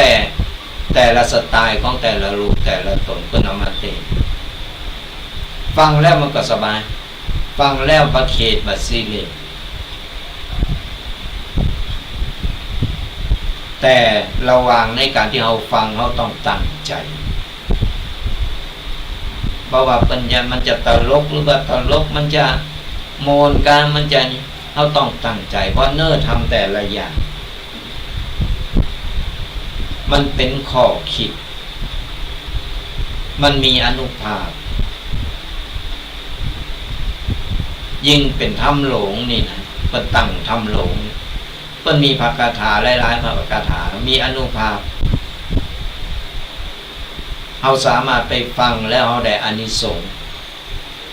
การฟังทำได้อานิสงส์เพราะว่าผูกใดก็ตาม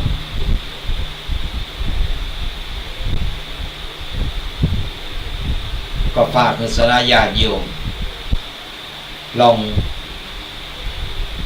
ปิกไปเราไปคิดและปรับปรุงเป็นใหม่เป็นข้อคิดความคิดใหม่ๆมันต้องไปยึดติดแบบเบอร์แล้วฟังเมื่อใดก็ฟังทำก็ผูกเดิมนั่นแหละเมื่อใดก็เลิงเดิมนั่นแหละเกิดความเบื่อหน่ายตีเบื่อหน่ายพออย่างพอเขาว่าเขาซึ่งถึงในรถพระธรรมไม่ใช่เอารถไปหือตุเจ้าทำนะรถพระธรรมก็คือเอาฟังหัวต่องกลั้นใกล้แล้ววิเคราะห์แยกแยะและนำมาปฏิบัติก็ฝากศรัทธาญาติโยมเอาไว้เป็นข้อคิดกันอู่ไปอู่มาก็พอเวลาก็ยังมีเวลาเหลืออยู่ปาก็ไปชั่วโมงไป เดี๋ยวสักคำเขาก็จะเปิดสายนามัยศรัทธาญาติโยมได้มาอู่มามาตักมาตายกันบัดเดียวยังต้องโทรมาเถอะเนอะการเปิดสายนามัยก็โทรมาเบอร์เก่าเบอร์เดิมเนอะ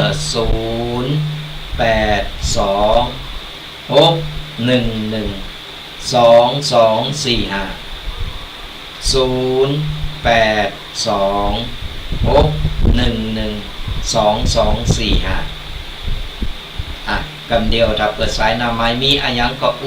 กันตักตายเป็นการสนทนาธรรมกันแลกเปลี่ยนความคิดหันกันก่อนจะเปิดสายนามัยก็จะประชาสัมพันธ์กันแห่งกรรมหนึ่งศรัทธาญาติโยมทั้งหลายงานเข้ารูปขมูลกรรมของตำบลบกกอกของเราปีนี้เราจัดขึ้นในวันที่27 ธันวาคม27 ธันวาคมไปจนถึงวันที่3 มกราคมออกกรรมวันที่3 มกราคม2 ปีซ้อนเข้ากรรมยติยาวนานที่สุดเข้าถึง2 ปีกันนะ ปี67แล้วก็ไปถึง68ข้ามปีกันหากศรัทธาญาติโยมใครโลมเป็นเจ้าภาพตูกเจ้าภาพภัตตาหารเล่งดูครูบาอาจารย์ที่เพิ่นมาเข้ารูปมูลกรรมหรือว่าเพิ่นมาประพฤติวัดปฏิบัติธรรมกันก็ติดต่อกันเข้ามาได้ติดต่อกันเข้ามาว่าใครเป็นเจ้าภาพ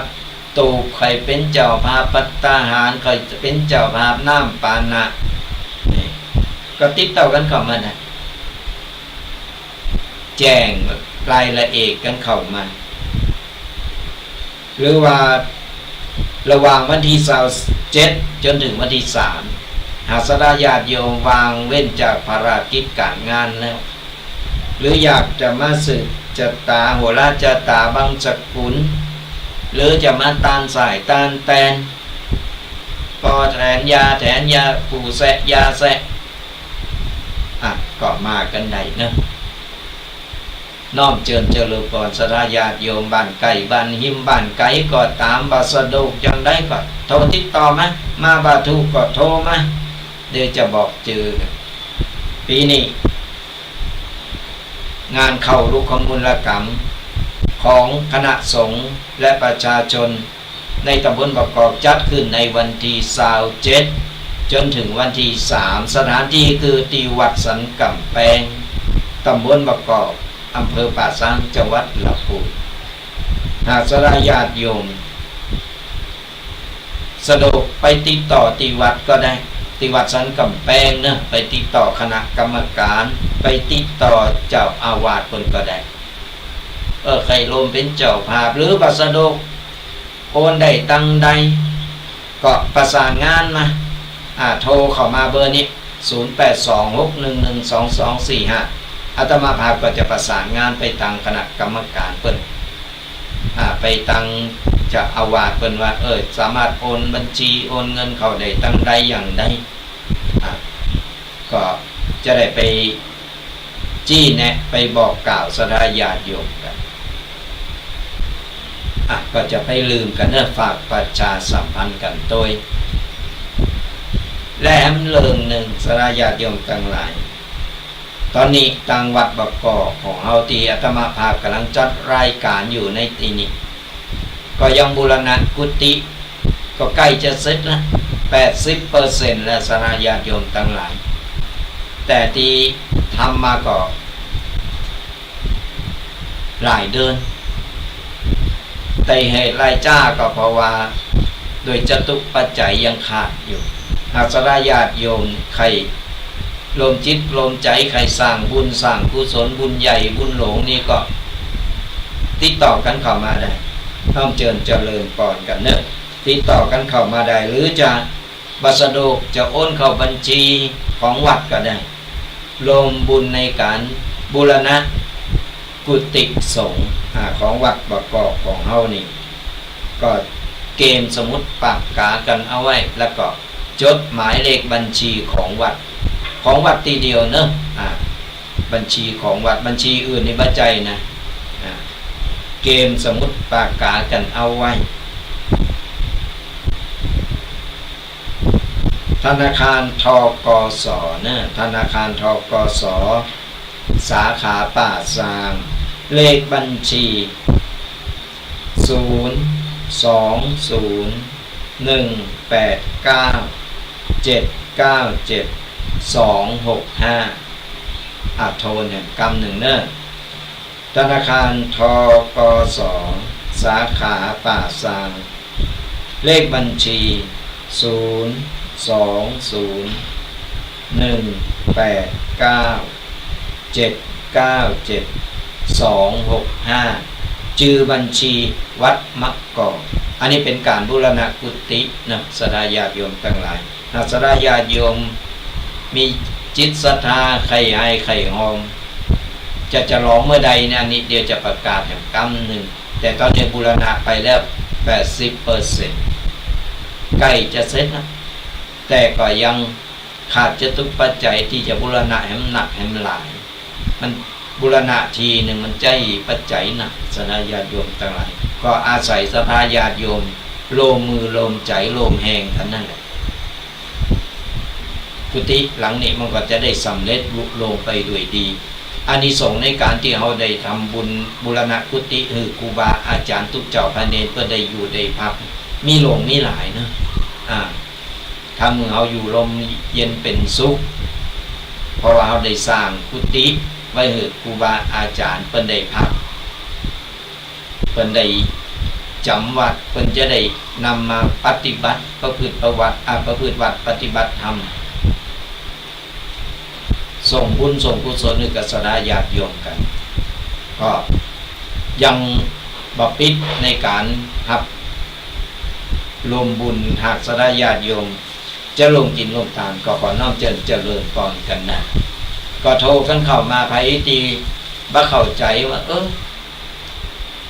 ไกลเร็วไปจดบาทตันหรือว่าใครลงบุญอะไรอย่างก็เดี๋ยวเอาเปิดสายนามัยก็สอบถามกันได้ หรือหลังไม่หลังจากจบรายการไปแล้วก็ยังสามารถโทรสอบถามกันได้อาตมาภาพก็จะเป็นสายบุญเพื่อจะนำบุญกุศลมาให้กับสระญาติโยมแล้วก็สระญาติโยมก็จะได้บุญได้กุศลเอาบุญรวมกันนั่นแหละสระญาติโยมทั้งหลายเอาละสระญาติโยมทั้งหลายตอนนี้ก็ได้เวลาที่จะเปิดสายหน้าไมค์ให้สระญาติโยมได้มาอู้มาเอ่ยมาตักมาตายกัน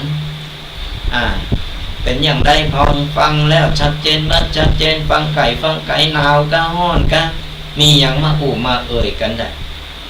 โทรกันเข้ามาได้เนอะตอนนี้เขาเปิดสายหน้าไมค์สระญาติโยมได้อู้ได้เอ่ยกันแล้ว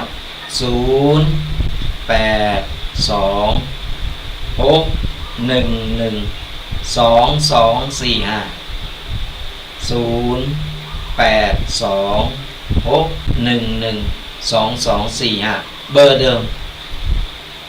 ก็โทรกันเข้ามาตอนนี้เขาเปิดสายหน้าไมค์ระหว่างที่เปิดสายหน้าไมค์รอสายอยู่เขาก็จะอาตมาภาพก็จะได้พูดได้เอ่ยไปเรื่อยๆบางคนบางท่านปออุ้ยแม่อุ้ยปอยแม่กำลังมาฟังอยู่เสียงเจ้าทุกเจ้าที่ไหนรายการอย่างใดก็ติดตามกันได้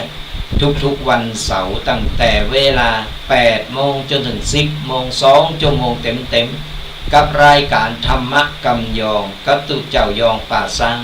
อาตมาภาพตุปีแดงวัดบักกอกก็ติดตามหลังโต้ยกันไปเป็นกำลังอกกำลังใจกันไปฟังกันเพราะว่าจะเป็นตั้งรายกลุ่ม Facebook ช่อง YouTube เนี่ยก็ติดตามกันได้หลายๆช่องทางธรรมะประเดี๋ยวเปิดตันสมัยด้วยมันต้องไปฟังที่บ้านอยู่บนรถก็ฟังได้อยู่ที่ไหนก็ฟังกันได้หลายๆช่องทางฟังแล้วก็ก้อนใกล้เอาอันใดดีอันใดโคนก็นำไปประพฤติปฏิบัติไปใจกับชีวิตในแต่ละวันเขาจะบอกประมาทในการใจชีวิตโทรกันเข้ามาได้เนอะ0826112245วันนี้ FC ไปทางใดกันหมดรู้สึกจะเงียบหรือว่านอนนั่งห่มผ้ากันอยู่นอนห่มผ้ากันอยู่กันกำลังกินข้าวหลามเผาข้าวหลามกันอยู่ ว่ากันไปก็โทรกันเข้ามาเนอะตอนนี้เอาเปิดสายหน้าไมค์กันแล้วเปิดสายหน้าไมค์สถามาอุมาเอ่ยฟังอยู่ตั้งใดกันหรือกำลังทำอะไรอย่างกันอยู่บ่เข้าใจอะไรอย่างโทรมาสอบถามกันได้ก็เดินขอ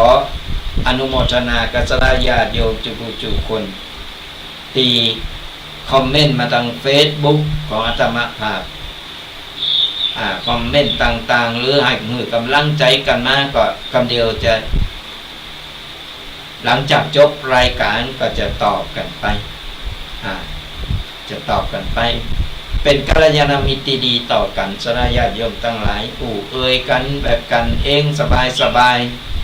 สไตล์แบบตุแดงกันง่ายเข้าใจกันง่ายแล้วเราก็นำเอาปกิณกะต่างๆหลายเรื่องหลายเล่าผสมประสานมามาเล่าสู่สระญาติโยมฟังกันติดตามกันไปติดตามกันไปฟังอยู่ตั้งใดชัดเจนว่าชัดเจนเนี่ยเดี๋ยวรับสายก่อนนะก็เจริญพรเป็นได้วันนี้หนาวก่อนรายงานตัวแล้ว FC number 1เป็นได้พร้อมจังไหมหนาว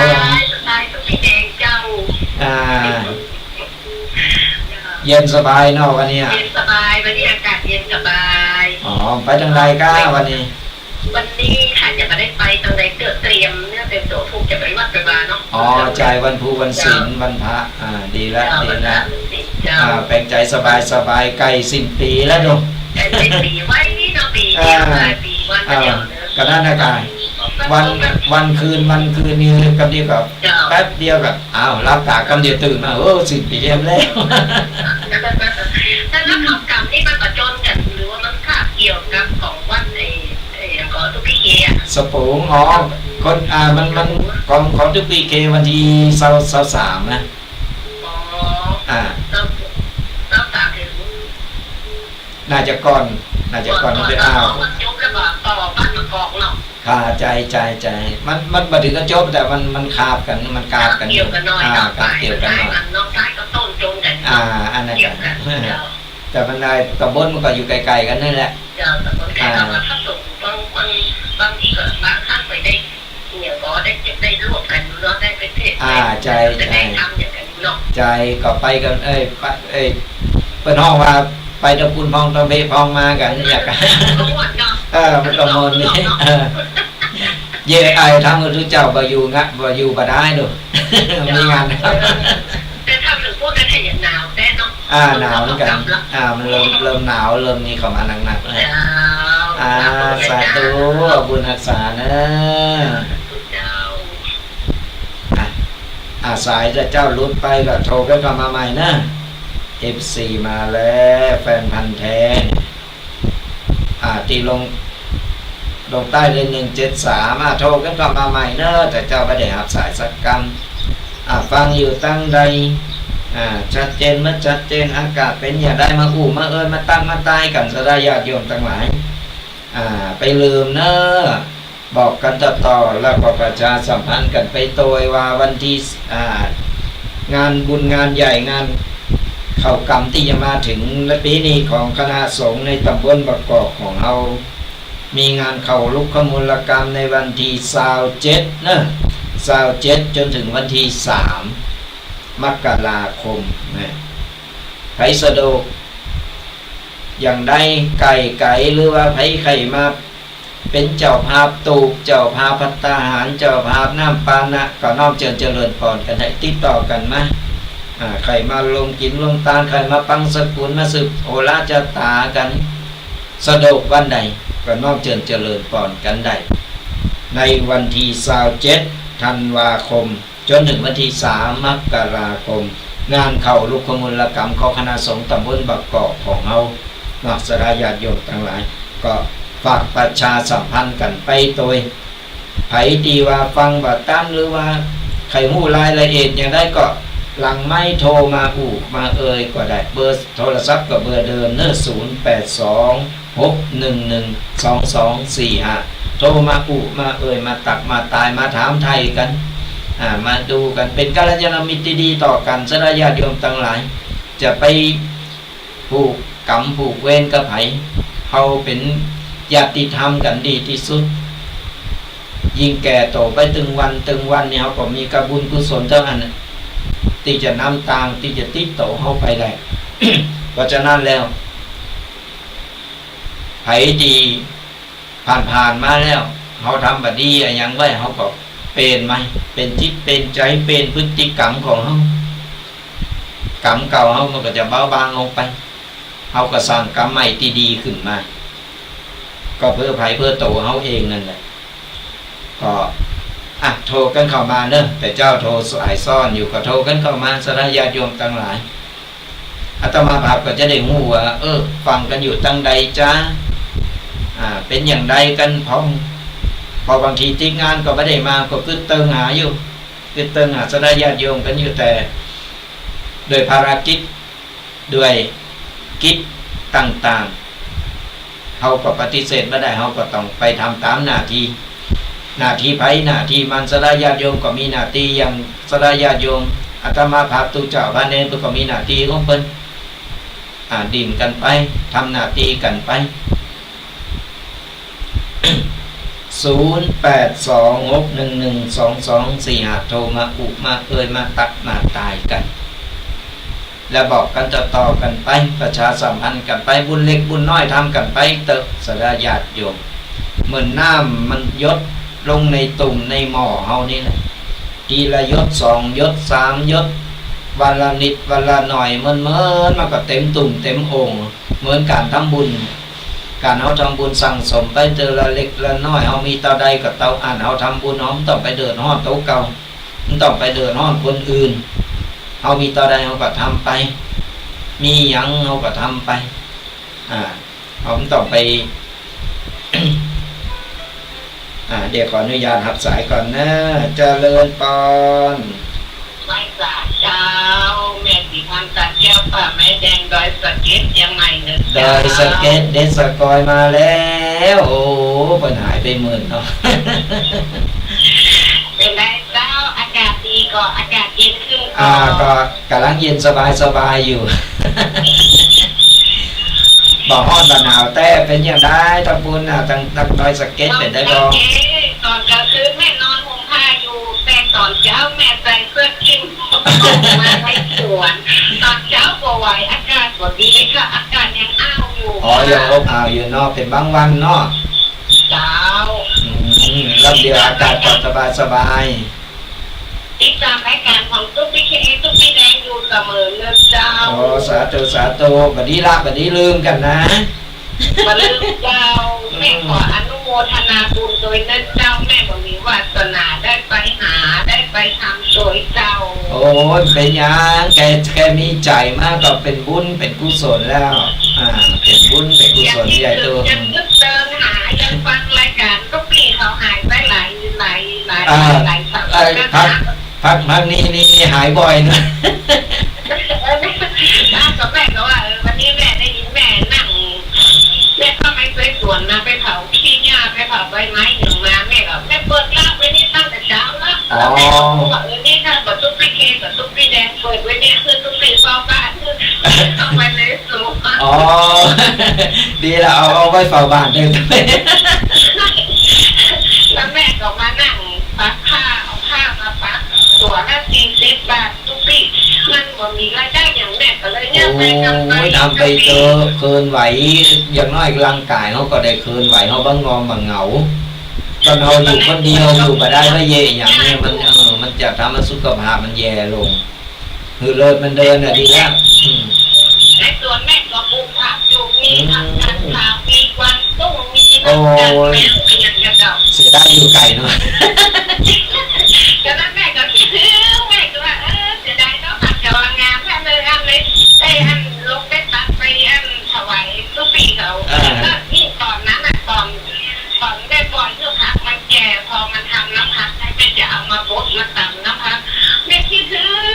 งโอ้ยของโปรดตึ้งโมเนี่ยนะของโปรดตึ้งโมเนี่ยนะที่อู่มานั่นนะแต่ที่โปรดที่สุดก็คือไก่ผู้เขียวหางดอกเนี่ยมันส่วนมากแม่ก็ค่อยได้ทำไปว่าเป็นใส่มาเขียวหางดอกนี่นะแม่จะทำเป็นน้ำผักแม่จะดีของแม่ละเอียดเลยโอ้ดีแล้วทำไปเตอะเคลื่อนไหวร่างกายของเรามันจะได้บาอยู่บาได้เนาะมันมีความสุขดีอยู่มีความสุขแบบเฮาอยู่แบบบ้านเฮาเราสบายดีอนุโมทนาบุญไปเป็นบุญของญาติโยมไปเมืองเจ้าสาธุเหมือนกันเนอะขอบุญรักษาเนอะอยู่เป็นสุขอนุโมทนาบุญสาธุบุญรักษาก็ดีนะเป็นคนเอาคนแก่ทำมันต๊อบแต๊บทำไปแล้วเอาธรรมะเป็นเปิลเป็นกูฟังไปก็ทำงานไปโตยไข่โหไปโตยร่างกายมันได้เคลื่อนไหวด้วยร่างกายเคลื่อนไหวดีแล้วก็เลือดลมก็หมุนเวียนมันทำให้เราบาเขตสุขภาพก็ดีตัวนี่ทำไปเถอะมันจะว่าอย่างก็ดีอย่างก็เดินได้อย่างก็ทำได้แต่ว่างอมืองอเท้างอนี่กันอยู่แบบขี้ข้านเดียวมันก็ร่างกายก็สุดโทรมลงไปจริงๆเพราะว่าเลือดลมมันไม่ได้สูบฉีดมันไม่ได้สูบฉีดมันก็ทำให้ร่างกายอ่อนเปเสแรงไปเอาเคลื่อนไหวได้เอาทำไว้เอาทำได้เอาทำไปเตอะสดาญาติโยมทั้งหลายผมต้องไปรอวันรอคืนอย่างที่บอกไว้แล้วว่าหายใจความไปวันโดยมีประโยชน์ ใจประโยชน์ยังไม่ได้ก็บ่ฮู้จะเกิดมาเยอะ ก็บ่ฮู้จะเกิดมาเยอะก็เพิ่นคือมาครบแล้วแต่บ่ทำอ่ะขี้ข้านน่ะรอกระโจกจะตารอวันรอคืนอันยังก็บ่เอาอันยังก็อันยังก็รอเปิ้นหามาเร่งหามาคือมันก็บ่ดีมันก็บ่ถูกอยู่ดีๆมีไผเลยขี่เครื่องบินมาแล้วตั้งมันโจงไปกระเป๋าโจงใส่หน้าบ้านโป๊ะเอาไปเถอะมันมีหรอกเพราะฉะนั้นนี่เฮาทำได้เกินไหวได้ทำไปเพราะว่าตามการทำงานทำบุญเฮาก็ทำสั่งสมไปอย่างที่บอกว่ามีเล็กก็ทำเล็กทำน้อยทำไปตามเจตนาของเฮาการทำบุญบ่มีการบังคับใครไปบังคับว่าจะต้องเอาตาอันตาอีกอันนั้นบ่ใช่บุญสรายาโยมทั้งหลายเป็นการบังคับขู่เข็นนะบุญมันอยู่ที่ใจเฮา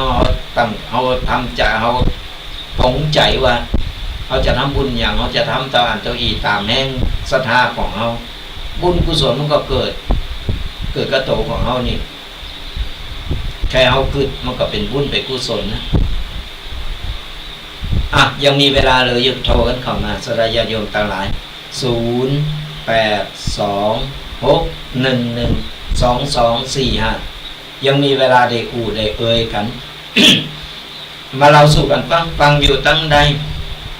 อาตมาพาก็ไปมาเซ็งกับไข่แห้งไปทั้งนั้นแต่เจ้านี่ไปบิณฑบาตมีแม่อุ้ยเพิ่นว่าหันทุกปีใส่ใจเสงนะเลยเอาประกอบเอาประกอบนะประกอบเป็นหน่วยนี่นะใจเอาบางเอกประกอบมาใส่เอาประกอบเป็นหน่วยนั่นแล้วก็เอามาถวายว่าเสงมันจะได้จุ่มได้ใสบัดใดมันก็ดีขึ้นมาหน่อยเมื่อสมัยเราอ่อนนี่ตอนโลนมกห้ายสายยี่ปอยเนี่ยจะเล่าฟังปุ่นปลากับไอ้ควางเอาหน่วยกอกมันทำกอกมากกว่ามาควักเอาตะมาตุกหรือมันโนมแล้วก็ควักเอาในมันออกเสร็จแล้วก็เอาพัก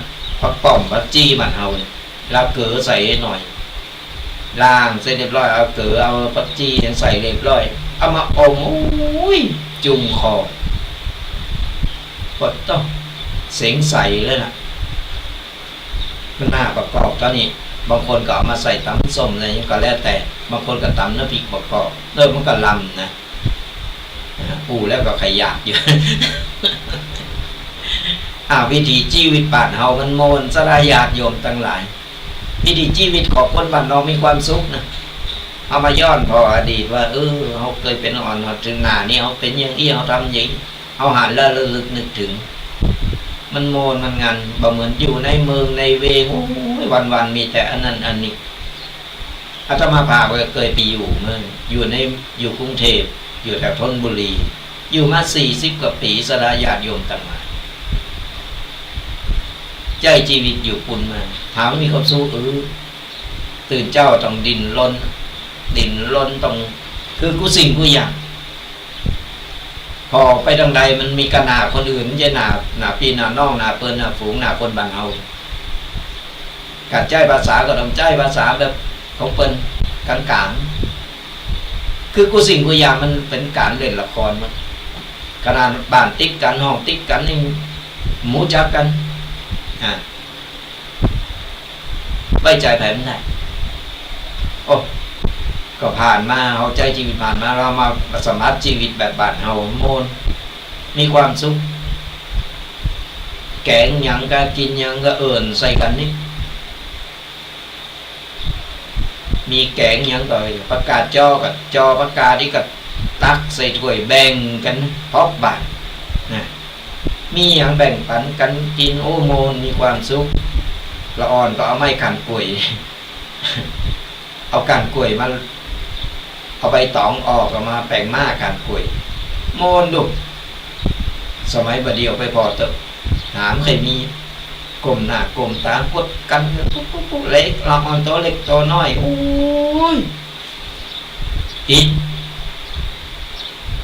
อีต่าง แ แต่นาไปหาละอ่อนประเดี๋ยวถึงวัน แต่มันก็เป็นสมัยเป็นยุคเป็นสมัยของเพิ่น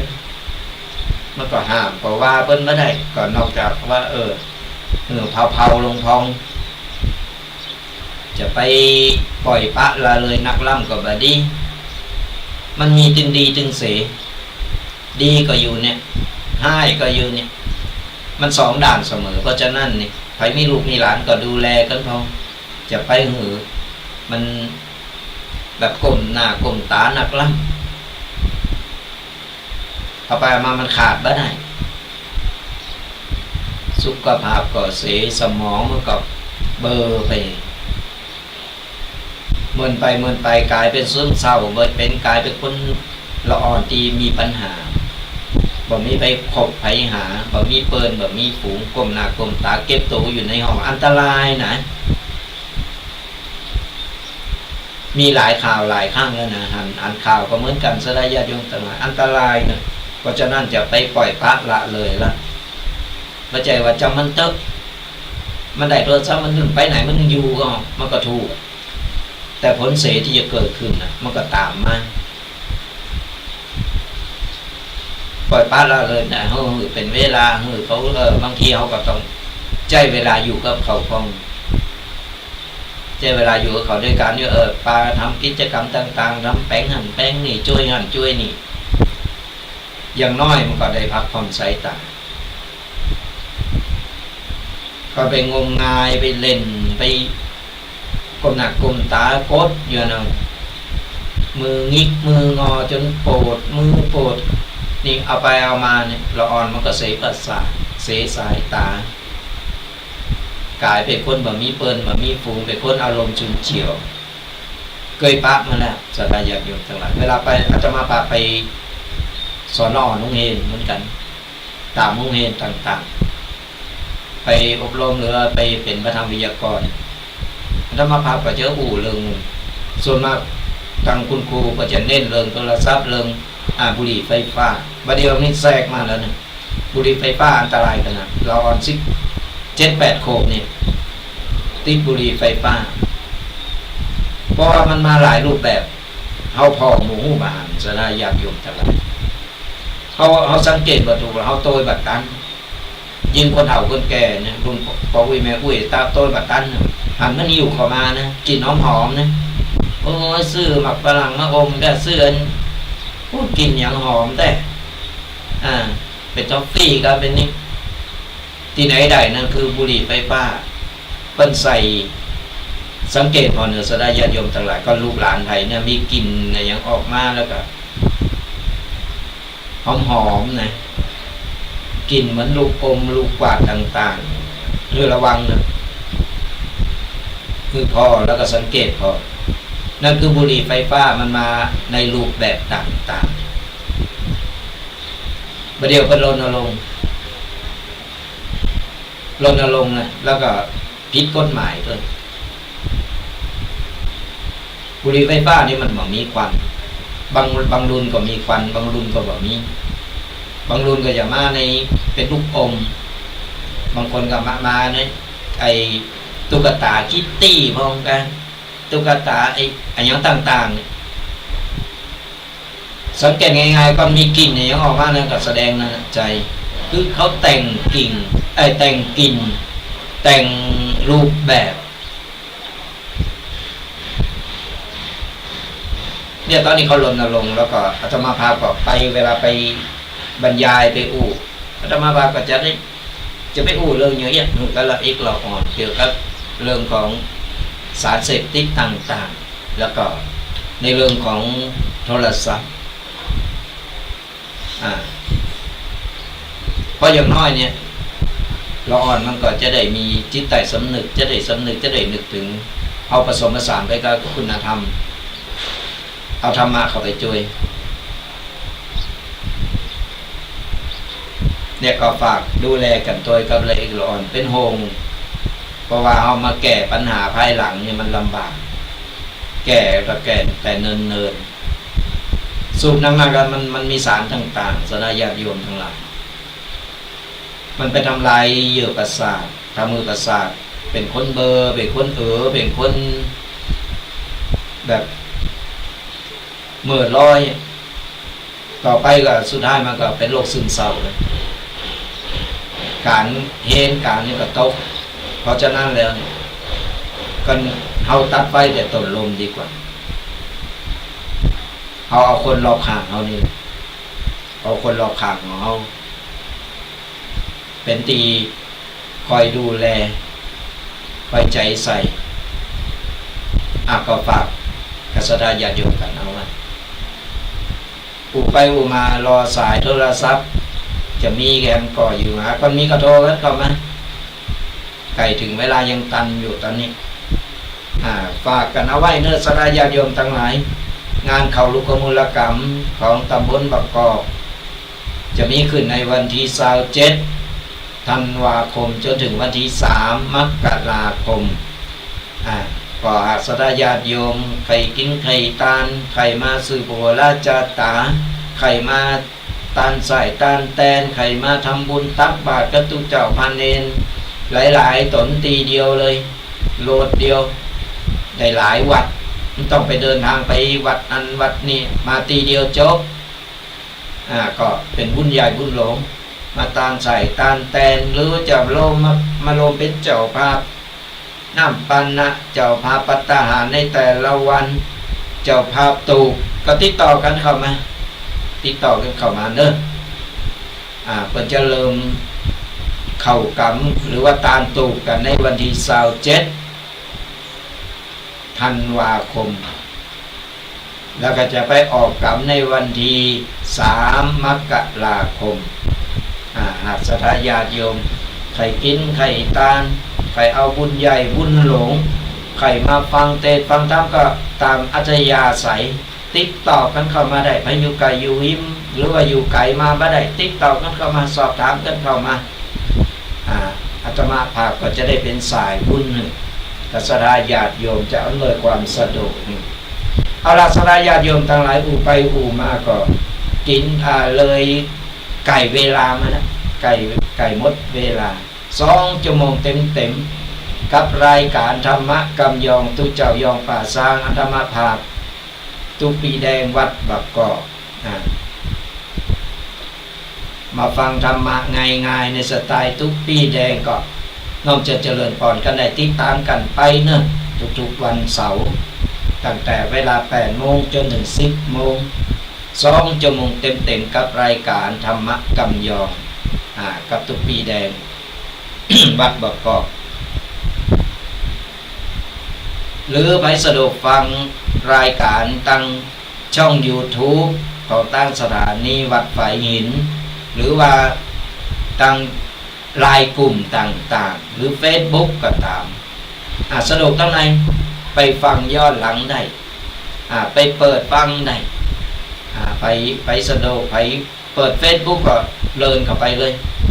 Facebook ของตุ๊กปี้แดงวัดมะกอกมันถึงขึ้นเปิดฟังกันฟังย้อนหลังก็ได้หรือว่าจะไลน์กลุ่มต่างๆประมาณ50 กลุ่มกดไลค์กดแชร์กดติดตามกันไปเขาก็จะมีอย่างดีๆมาปูมามาเล่าสู่กันฟังเป็นเปิลกายคลายเหงากันได้ฟังธรรมะสบายสไตล์ทุกปีแดงก็กดไลค์กดแชร์กดติดตามกดฟังกันได้ก็ฝากกษัตริย์ญาติโยมกันขออนุโมทนาบุญกษัตริย์ญาติโยมผู้จุคนที่สดับมาฟังกับรายการธรรมะกำยองเพราะว่าช่องทางใดก็ตามหรือว่าจะเป็นทาง Facebook ช่องไลน์กลุ่มก็ตามเดี๋ยวจบรายการก็จะได้ตอบคอมเมนต์กันไปก็ติดตามแล้วก็ฝากกันไว้ตัวเอาล่ะสุดท้ายนี้ก็ขออนุโมทนาบุญกับจุคนไก่ปีใหม่ปีหวานมาแล้วก็ครับซึ่งนับปอนกันทำบุญนั้นเข้าวัดกันเอาบุญกุศลเป็นตีจังตีเปิงเอาไว้เป็นตีเปิงตีจังกันจะได้เป็นบุญติดติดโตเฮาย้ายพบย้ายจาไปเฮาก็ได้ติดติดโตกันไป ขออนุโมทนาบุญขอแล้วก็ตั้งใจรับพรกันเนอะตั้งแต่นี้ต่อไปก็ขอสดาญาติโยมจุบุจุคน จงหายทุกข์หายโศกหายโรคหายภัยหายเจ็บหายไข้นึกหวังสิ่งใดก็ขอสมปรารถนากุสิ่งกุประการ เงินทองไหลมาเทมาอย่าได้ขาดสายขอเงินต่อเงินต่อเงินต่อเงินทำการงานใดๆเจริญก้าวหน้าทำมาค้าขายร่ำรวยทำไมทำสวนได้ผลผลิตเจริญงอกงามขายได้ราคาสุขภาพร่างกายแข็งแรงแข็งขาดปลอดภัยอายุมั่นขวัญยืนมีโจกมีใจนึกหวังสิ่งใดสมปรารถนากูสิ่งกูประการจงจักมีเต่งแต่ดีหลีขอเจริญพร